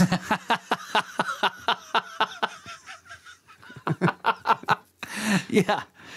So. And what was the ocular holes or whatever it was? It's like something. You just said that there was something weird about the. Oh yeah, the word was oculars, and made me think something going on with their eye holes in the skulls. Let's see. I don't know what the root word is. Yeah, drilled and swollen occiputs. Occiput. Yeah. Yeah. Which I don't know what that is. What is that, Watcher? You want to come on and tell us what that is? Because that would be cool. Because I don't know what's going on here. Oh, is that what they're the eye holes? Swollen occiputs. Yeah. Essentially, the occiput is the eye hole. Okay. For lack of a better general term, we can go with eye holes. Sorry. The occiput is at the back over the occipital lobe. Oh, okay. So right at the back where the base of your spine comes up, you have the foramen magnum where it attaches, and that's like where your skull starts to round upward. Like where it starts to curve. That's the occiput. Oh, okay. So it's in the back of the skull behind the jaws, basically, back there? Yeah. It's like directly at the back of your head because it covers your occipital lobe. Oh, okay. All right. So they're not the eye holes. There's something else happening there. But those eye holes in those skulls are enormous, yeah. Very large and round. Yeah. All the better for watching. Watcher. Yeah, the jokes are strong with this one tonight, folks. Yeah, I'm trying to do my job here. So you bring the content, I bring the dad jokes. So, this is what I'm saying. Were the temple builders longheads, basically? It almost seems like there was an entire race of these people that lived here. And I don't know. It's not clear to me. Is the hypogea older than the temples above ground? Are they later additions? Or are they first, and then they dug the temple underground later? I don't know. I mean, they say that the Gigantea place is the oldest one on the 3 islands. So, but I don't know how they're dating them either. You know, I over time I've gotten extremely jaded and suspicious of the dating methods because they go in there and a lot of times they just attribute it to the last people who were using the place or something like that. You know, so I don't know I don't know exactly how they're getting the dates, but it is interesting to me that like they've been having to push the dates back for the temples for years. Yeah. One thing that just occurred to me is that we've never in modern times experienced a like sedimentary seabed go dry. Right. Where we could actually, before it becomes stone, tunnel into it. Yeah. So now I'm not trying to take away from the possible, you know, Shamir characteristics of this of the hypogeum, but the cart ruts. Yeah. Right. Like imagine some crazy volcanic whatever action lifts up the seabed and the sea drains away. Yeah. Or you're in a period where whatever type of cataclysm happens and the sea goes away. Now you have this mud, right? Now deep under that mud, it's going to be turning to stone. It's been turning to stone for thousands of years. Thick clay, and then so there's going to be this point where it's like sediment, thick, harder, more dense, eventually turning into stone. Mm-hmm. So if the sea dries up, and then within 100 years or so, you start tunneling into it. You know, it's kind of like, you know, tunneling into the caliche that we call, you know, the caliche here. It hasn't turned to stone yet. Yeah, or sandstone clay or whatever, like we had in Georgia. Yeah, so they dig out all these tunnels. It's structurally sound, relatively speaking. Yeah, and they could possibly build. I don't know how the temple on top would have been built, but let's say that they dug all the tunnels first, and then it turns to stone. Yeah, like so it's that old. Right. And then later, people, you know, the sea comes back.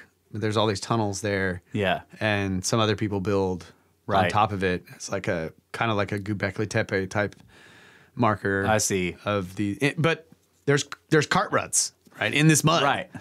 That is now stone. Yeah. For example. So, you know, if the sea was not there, the cart ruts could come down off of the protrusions into the valley. Yeah.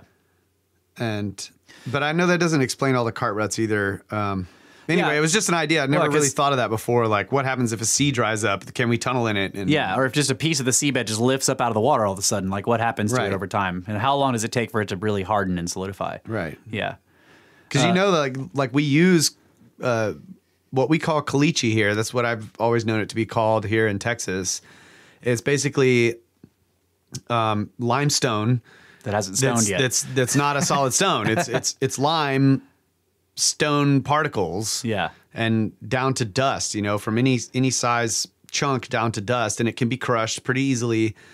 But we will find areas on the hillsides where there's this perfect, you know, patch basically, and you can dig into it, and you'll get down far enough to where you start pulling up like, you know, what we call potatoes. Yeah. On the hill. Yeah. And the potatoes are like hard chunks of stone that don't break down easily. So we try not to dig any lower than that and just keep digging into the side of the hill on that layer. And we pull out that material and we pack it on the roads.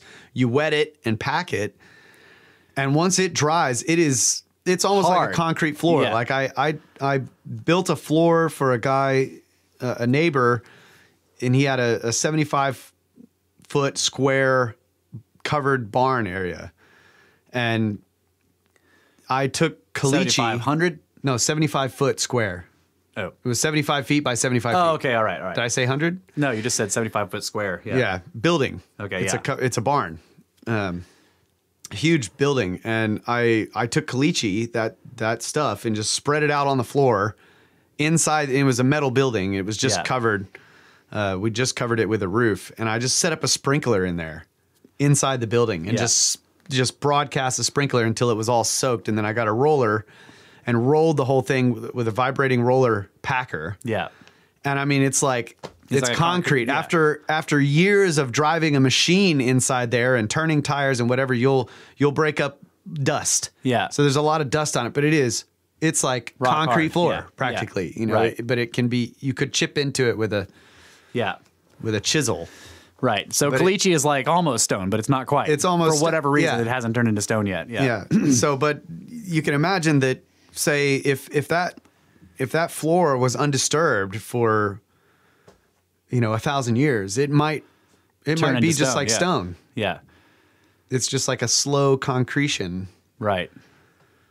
Yeah, so if that whole metal structure on top of it just got destroyed or whatever, and then that slab is there, it gets covered up in something, and eventually that shit erodes away, and then you're just gonna have this flat square slab. Right, It's gonna exactly. be weird, right? It's gonna be massive. It's gonna stone have block. crazy tracks in it, and nobody's gonna understand. and it will have complete whole microscopic fossils that are it not will look like a natural thing. Yeah, because we're digging it out as it's an aggregate. Right. When you get it out of the ground. So it's got, if you were to look at it with a microscope or even to sift through with your hand, the little pebbles in there will be whole fossils, tiny fossils all Yeah. in it. Yeah. And that's one of the things that has, the word is dissuaded scientists from thinking that things like Sacsayhuaman were aggregate or like concretions, like Yeah. what are they were called? poured. Yeah, that they were poured because because we grind that stuff down to a fine powder and it would shatter all the little fossils into fragments. Right. And they've found in some of these So stones. like when we're making Portland cement, they grind it into this incredibly fine Yeah. powder, and there's nothing left but crystal shards. Or right. whatever. Yeah. And so that's what you would find in in a concrete. Yeah. concrete type material that you were But if you didn't grind it that fine,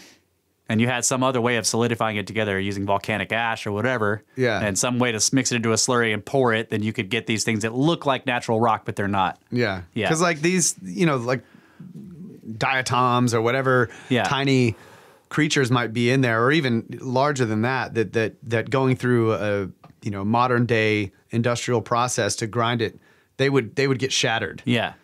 Yeah, they send it through a mill and it's gonna destroy all Right. that stuff. Yeah.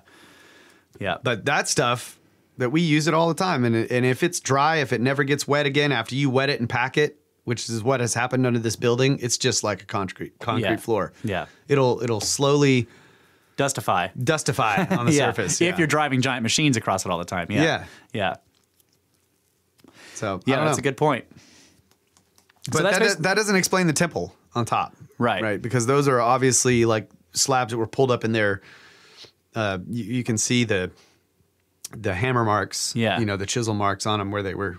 Yeah. And in some places they're stood on end. Like if it was a clay thing, it seems like it would sort of fold over eventually. Yeah. I don't know. I mean, And there are some layers here that are hard, but not real hard. Like you could Right. crush them up with a Yeah. with a dozer, Yeah. with steel tracks. If you drove over it, would just crush these stones. Yeah. But you can pull them out of there with a tractor, and they'll be whole. Yeah. If you hit them hard enough in the midsection or whatever, you might break it. yeah.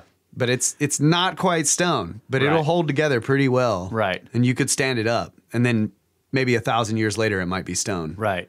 And it might be full of holes and whatever from the erosion, the Yeah. natural erosion that would take place. Yeah, all the hills here are protected by caps of bluestone. That's what they call it. It's basically like limestone that's incredibly hard. I mean, like ridiculously hard. Even dozers can't really break it up. You can see in some places where they tried, and it's just giant boulder, and it's like sort of it's got scratch marks on one side, and they weren't even. It's got able a lot of silica in it. Yeah. It's crystallized. Right. So the whole Malta thing to me is a fascinating mystery, and it's sort of encapsulated. It's by itself, because that whole temple building period is isolated from everything else in time, Yeah. and then there's all the mysteries appear on Malta at the same time. Like the Bronze Age people that showed up later, I'm sure there's stuff about them that we don't know, but they didn't build any of the temples. They didn't make the cart ruts. Yeah. When they showed up there, all that stuff was already there. The hypogea was already present, destroyed, buried, and full of people that were dead. Right. And they probably never found it. And this is the other thing, like the idea that these are temples and they're places of worship, and all of this is all of these carvings and holes drilled in the rock and whatever have to do with ritualistic practice. That really, to me, requires an entire society and many years and possibly millennia of development. Like we have religions today, and every single one of them is rooted in extremely ancient texts. Right. So the fact that they're attributing, just some random structure in a place where they have no, there's no context to it. Right. To a like that you would get to the point to build some massive structure to some type of religion requires a long period of time beforehand to develop that, like, quote unquote necessity, right? Yeah. That they would go out on an island that couldn't really sustain like the entire culture itself and build all this stuff. It just doesn't make sense to me. Yeah. Again, it goes back to utility.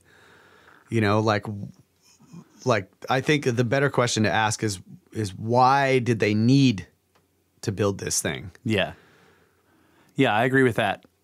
And you could imagine, and people will point to like medieval cathedrals that are, they're like, well, why do they need this? And it's like, well, I point to that and I'm saying, like, I think this is just like the rest of the religious stuff today is a holdover from a much more ancient time where we built giant things out of stone. Right, but also religions are carrying this tradition forward. That's what I'm saying. The temples or the cathedrals require thousands of years of history prior to that to build up to this. And they're, it's obvious. Like we have these texts that are thousands of years old and these temples are not. Right. They're not nearly that old. Yeah. But they've depicted all these texts in their facades and in their all of the artistic work, carvings and everything. So it's obvious that you wouldn't have that temple if you didn't have thousands of years of like knowledge that is being carried on and passed on in the form of religious texts. Yeah, and like the guy said on Dave's travel blog, the Venus stuff has been found in Europe. It's like 40,000 years old, right?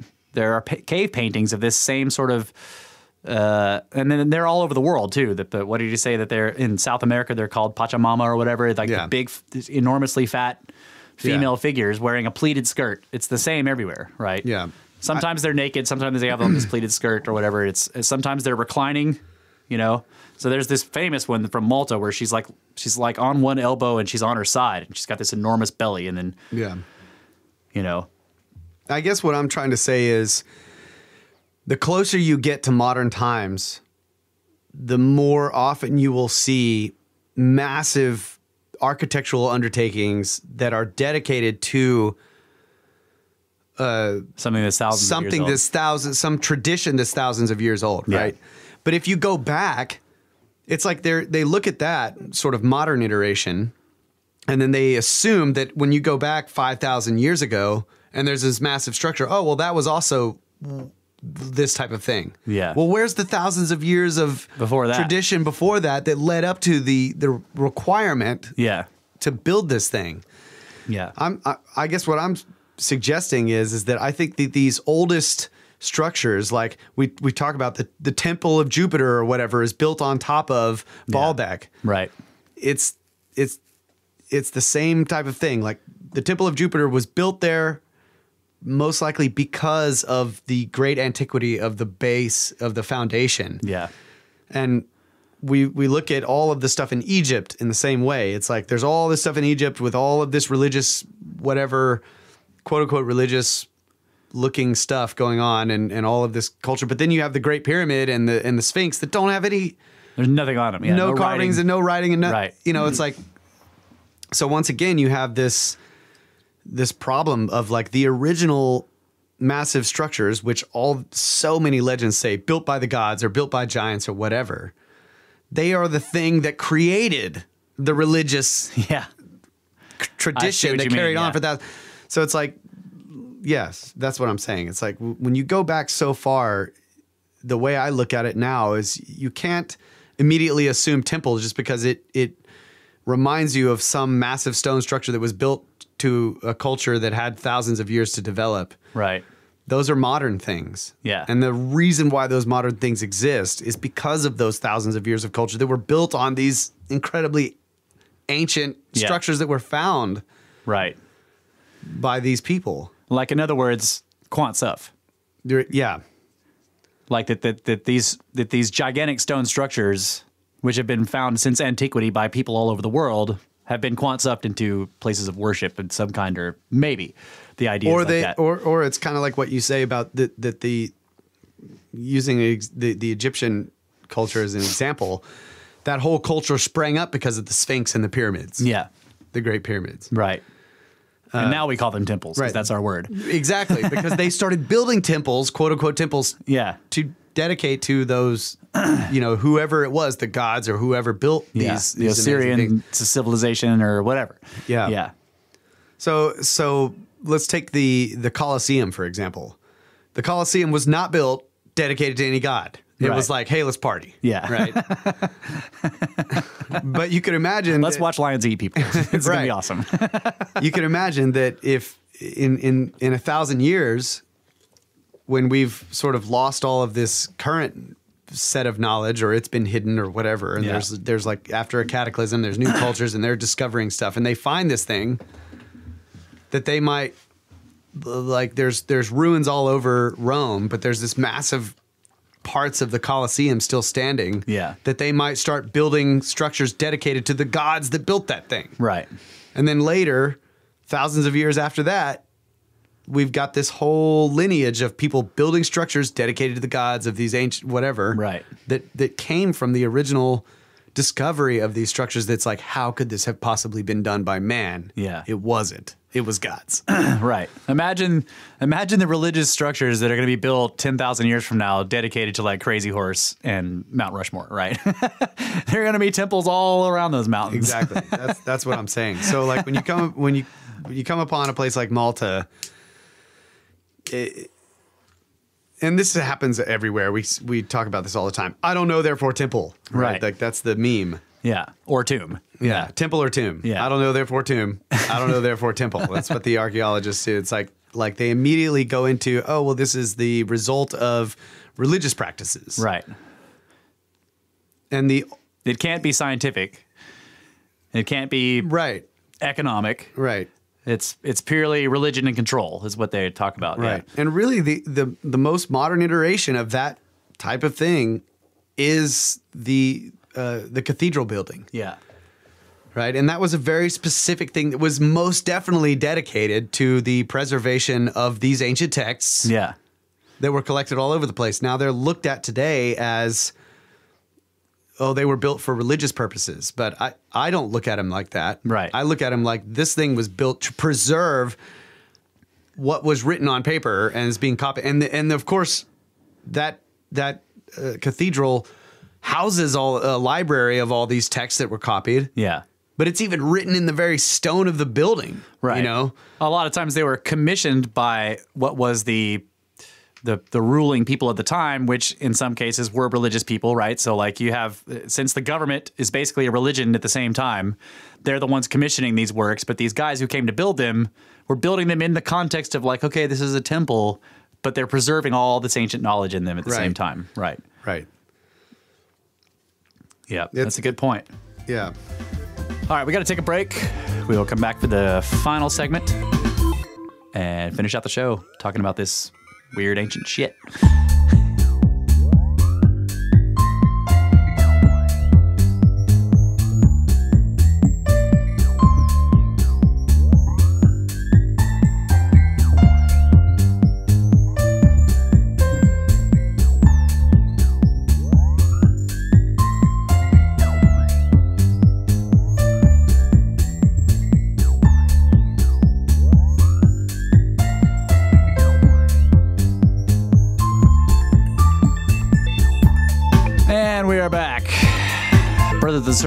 Brothers of the Serpent podcast. Let me try that again. Sometimes I totally flub the name.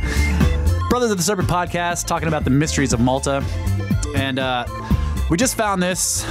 I just want to read this real quick because it goes back to what we talked about at the very beginning. Our good friend and SnakeBro, Booker Davenport, who passed away recently. He is the most recent one to leave us a review and a comment on our iTunes podcast page. And he says, it's Arrowheads and Prints, 5 stars by El Bucarino. Favorite yet. Remember getting flooded in out at the ranch? You were right. I am hooked on artifacts. Call me. Booker, you're an awesome dude. So I want to go back on this point that you were talking about the, where are the precursors to this stuff? Like, how do you, this kind of mystery sort of is all around the world, right? These people just show up, build all kinds of anomalous stuff, and then disappear. Is that kind of like what you were talking about? And then they try to say, well, these were temples, or this was a tomb, or whatever. And you're like, well, where are the practice tries? They just showed up and they suddenly could build these awesome temples. Yeah, there's multiple ways to get pissed about the way they handle it. They like with Göbekli Tepe, they do this thing. Oh, well, we know there are practice tries somewhere, so we're going to dig up this other one. Oh, wait, this one's even bigger. Yeah, and better and older. Better. Yeah. Yeah. So there's that, but even with Göbekli Tepe, there's like, oh, well, this was a place of worship, blah blah blah. Yeah.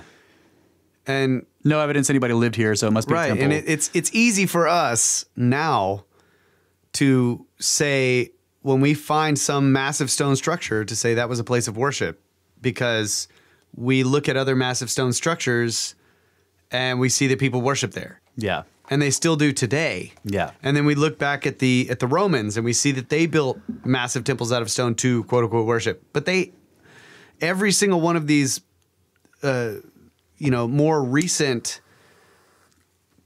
constructions of these massive stone quote unquote temples where we actually have contextual data about the society and about their culture and their religion and their practices, like the European cathedral building. Yeah, we have data that says, well, that's what they built it for. Right. But that doesn't explain the further you go back, and they're trying to say we started out with butt flaps, and then suddenly we started doing agriculture and megalithic architecture. The moment we go into megalithic architecture, they're like, oh, well, it's obviously religious, because the most recent iterations of megalithic architecture are religious, dedications. Yeah. And my suggestion is that they're not looking at the bigger picture, seeing that the reason why these religions exist to begin with is because of these extremely old traditions that were like basically, if we follow those back, they end at already existing megalithic architecture. Yeah. And so it's like what we always say is that, like, well, this culture, if we're talking about sort of the Graham Hancock idea that there was a civilization that existed prior to the end of the last ice age, that had technology to build all these things, and they had utility in what they were doing, like we do when we build the power plants. Yeah. Where we're massive stone constructions. Yeah. They find these places as hunter-gatherers. Yeah. Where they can't even imagine, after losing the knowledge, that this could even be done by man. Right. And so they build mastabas and stuff and try to emulate the quote-unquote gods. And we call them gods now. And this is another thing. If you wipe the slate clean of the definition of, lowercase g God. Yeah. And you imagine, like, let's say that's just what the people called themselves. Yeah. And their meaning for that word was like what we say. We're Americans. Yeah, yeah. We're Americans. Yeah, we come from God. Yeah, we're from the land of God. Right? Yeah. You see what I'm saying? Like, yes. if you wipe that, we're on a mission from God. Yeah. So it's like, oh, okay, well, they were the gods and they built this. Is basically what these hunter-gatherer people are saying. Yeah. Or perhaps they did believe it was some, all-powerful being, and they didn't think it was human that did it. Yeah.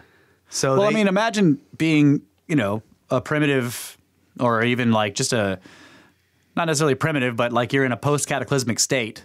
Let's say it's been 1,000 years, maybe 500 years after a cataclysm, and you've got your little group of people, and you're moving around keep trying to find fresh water and game, stay on top of it or whatever.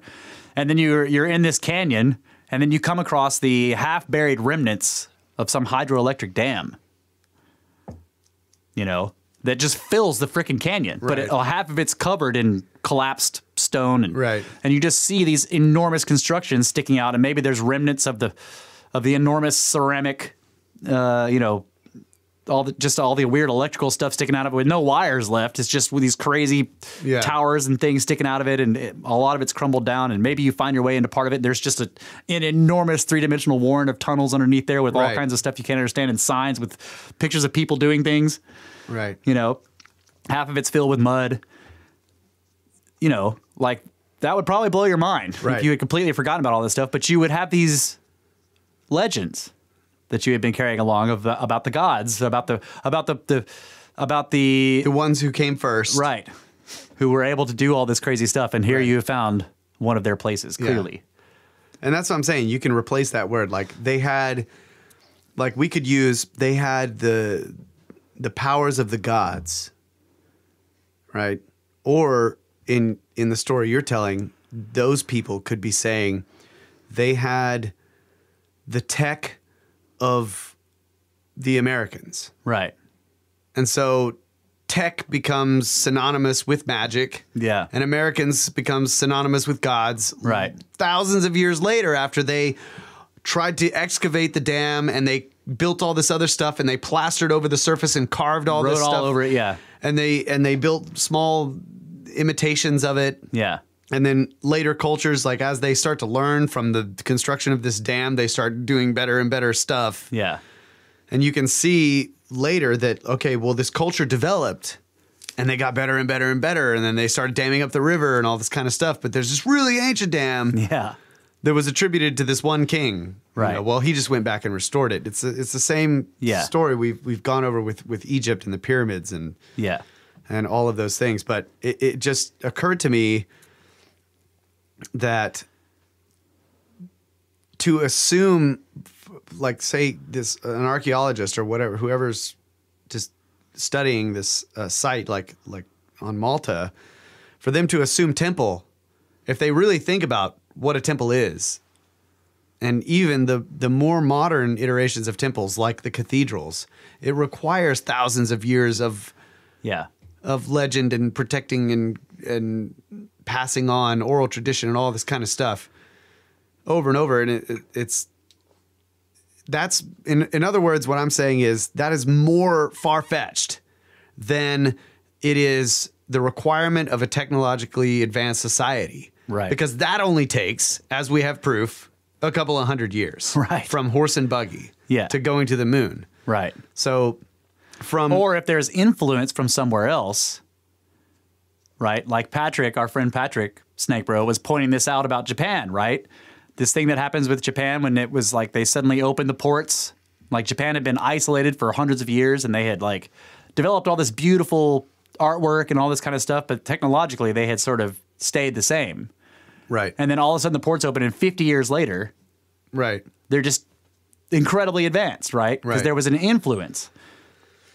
So like that kind of thing, I thought that was a brilliant, point to make. Like we talked about this, like we have examples in modern times, right, of a culture that isn't primitive at all, but is not as advanced technologically speaking, Right. And then a technologically more advanced culture shows up, says, hey, we're going to start trading with you or whatever. And then 50 years later, Japan has practically matched the technological development. And in 50 years, they went from like, what the equivalent would have been of a medieval culture. 50 years later, they're 19th century, right? Right. So it's perfectly making the point that to suggest something is a temple requires way more prior advancement in terms of time than technological advancement. Right. Which can happen very quickly. Yeah, technological development, which can happen quickly. So, we know that it only took, a couple of guys like Tesla and Edison in the same vicinity, working alongside each other, looking at studying each other's work to develop this massive electrical system that's still running everything that we know today. Right? Yeah.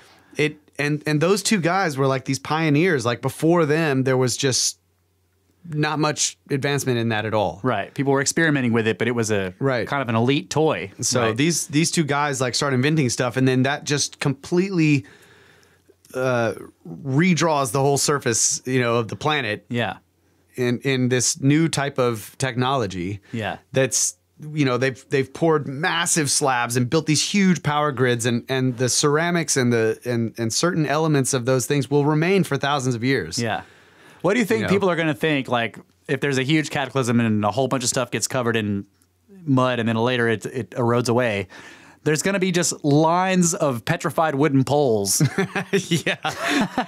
knocked down or whatever, and they're all the same length, and they're all basically the same size, and they just lines of them for thousands of miles going all over the place.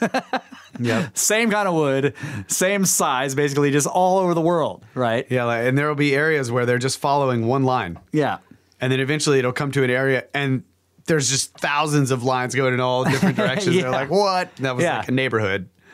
Right. A city or whatever. This was like a religious path, right? Yeah. They walk these paths and they line them with logs. That's what I'm saying. It's hard to really break this out of our current situation, because the way I look at our current situation is that all these religions, all of the current religions of the day, and all of the current technology of the day is based on ancient discoveries, because we have had, according to our own model, at least 6,000 years of a pretty well-defined path. Yeah. Right. Of human advancement. Yeah.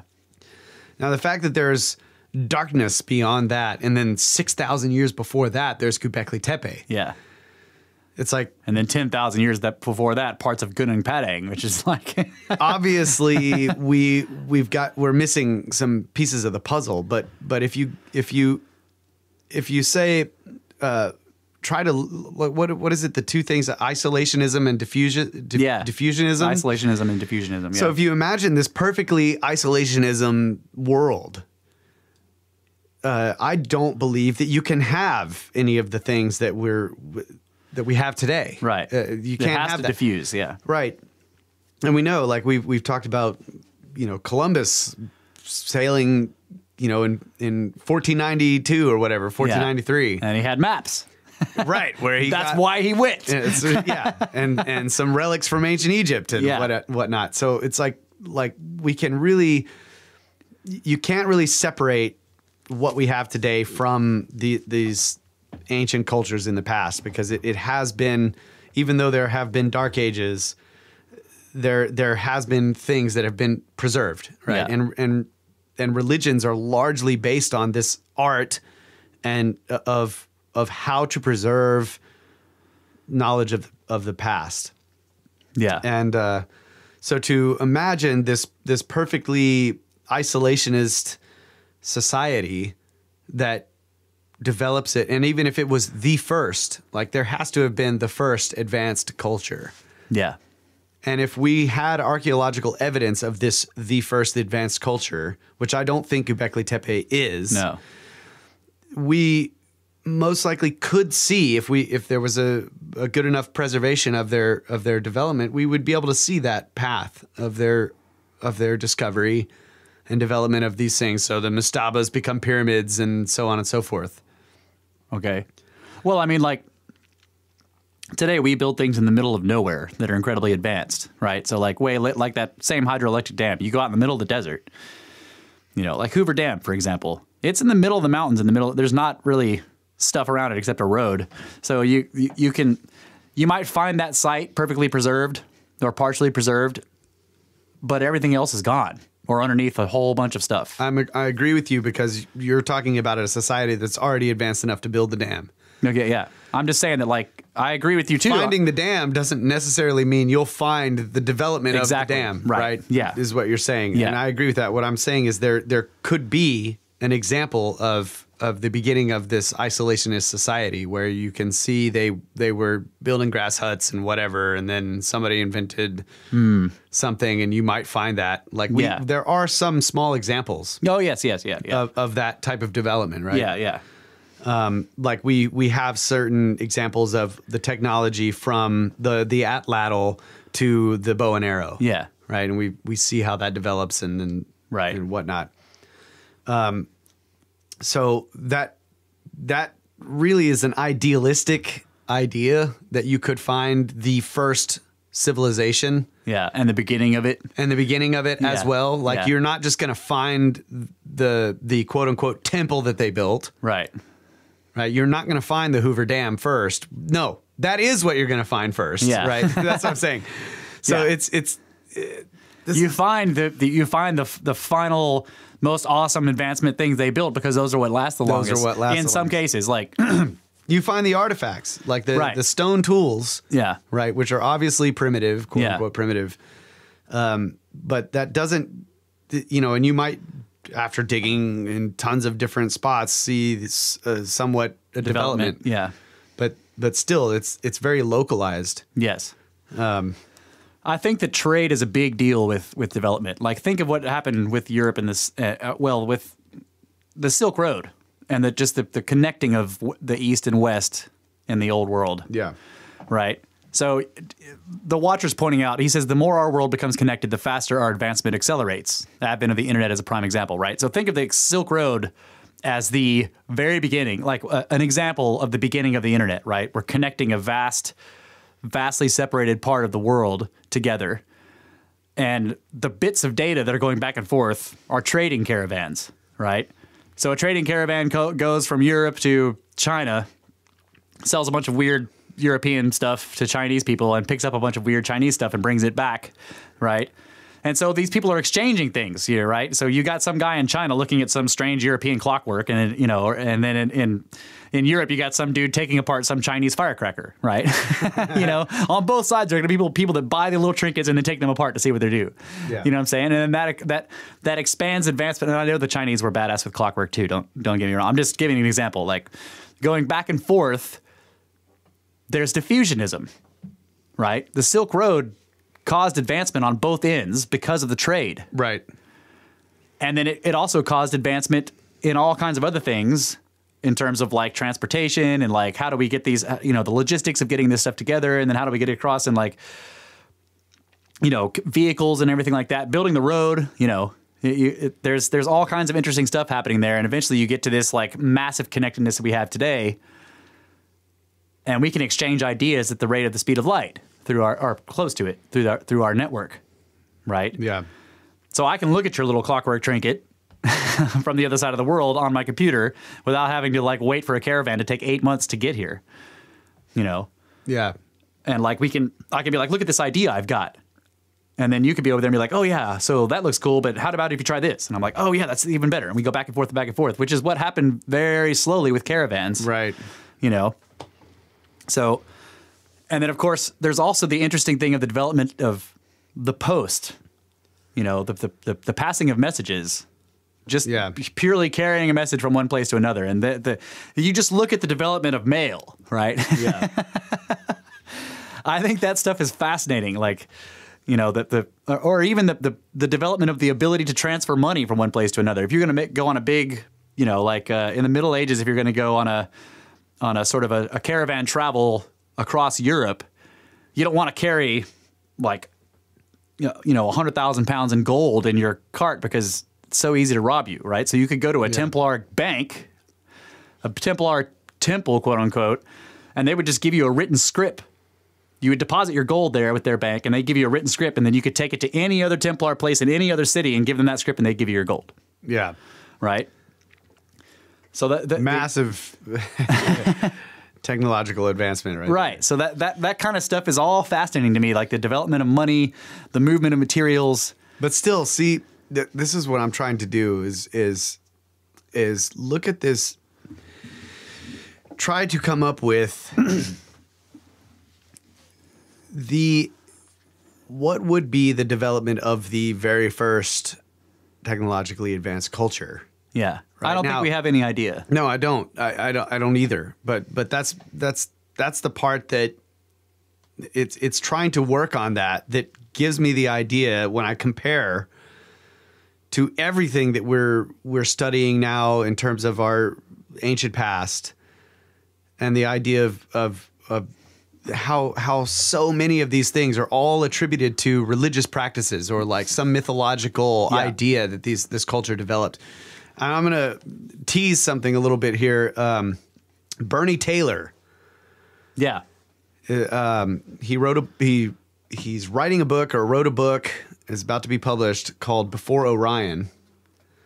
And it is very much focused on the paintings in the Yes. Chauvet Cave and all this ridiculously old cave paintings. Right. And I don't want to take too much away, go into the book so much because we're going to do that later. It's a badass idea of this development of technology. Like the fact that you could record ideas in symbols. Yeah. Right. This is that is a big technological step. Major technological step. And in a place, like you eventually discover a place where you can do it where it's going to stay. Mm-hmm. And you build this whole quote unquote shamanic or priest-like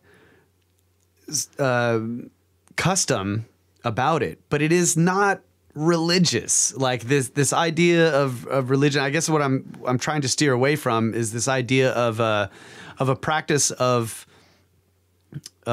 beliefs, so to speak, versus a practice of recording the thoughts of man or the ideas of man. Yeah. Right? Those two things are very different, in my opinion. Yeah. One is the preservation of older stuff that we're trying to interpret. Yeah. Right. This is our modern iteration of religion. Like we're looking at these ancient texts and we're trying to interpret them, and we're thinking, oh, well, this is these were wise people, or they were inspired by God, the Creator, etc. And so they're trying to tell us something, and it's very important. Or they had some kind of spiritual enlightenment or something like that. Yeah, exactly. Yeah. This could have simply been like, hey, I can make the symbol of the bull that we hunt. Yeah. Right. And here it is. And I can make symbols that represent the stars that we see today. Yeah. And I can record the process of our culture or our tribe or what we're doing on this cave wall. And then I can teach you how to read the symbols and interpret the symbols as I've written them down. Yeah. And like if we were SnakeBros in the cave, it's like, oh, dude, look, I just made this thing, and it's the big hunt that just happened, and it's how we reach success. Yeah. Right. It was all these guys, and they surrounded the bull in this way, and this is how we got it, and that's how we succeeded, and bam, that's like I'm recording this aspect of our success and survival, and then we teach that to the younger people, and so on and so forth, and like that's how this civilization begins. Of like, oh, if we record our knowledge, it's easier for us to not be just like animals that just have a short period of learning from the instincts or the ideas immediately from the other person, but we can continue to learn from people further and further back. Right. So it becomes a practice. And then it also sort of starts to shape brains into the ability of abstract thinking. Exactly. Like I'm looking at these like random, like any animal would see them as random shapes, basically. They're just like black marks on the wall. Right. But I'm like, oh, that's a guy.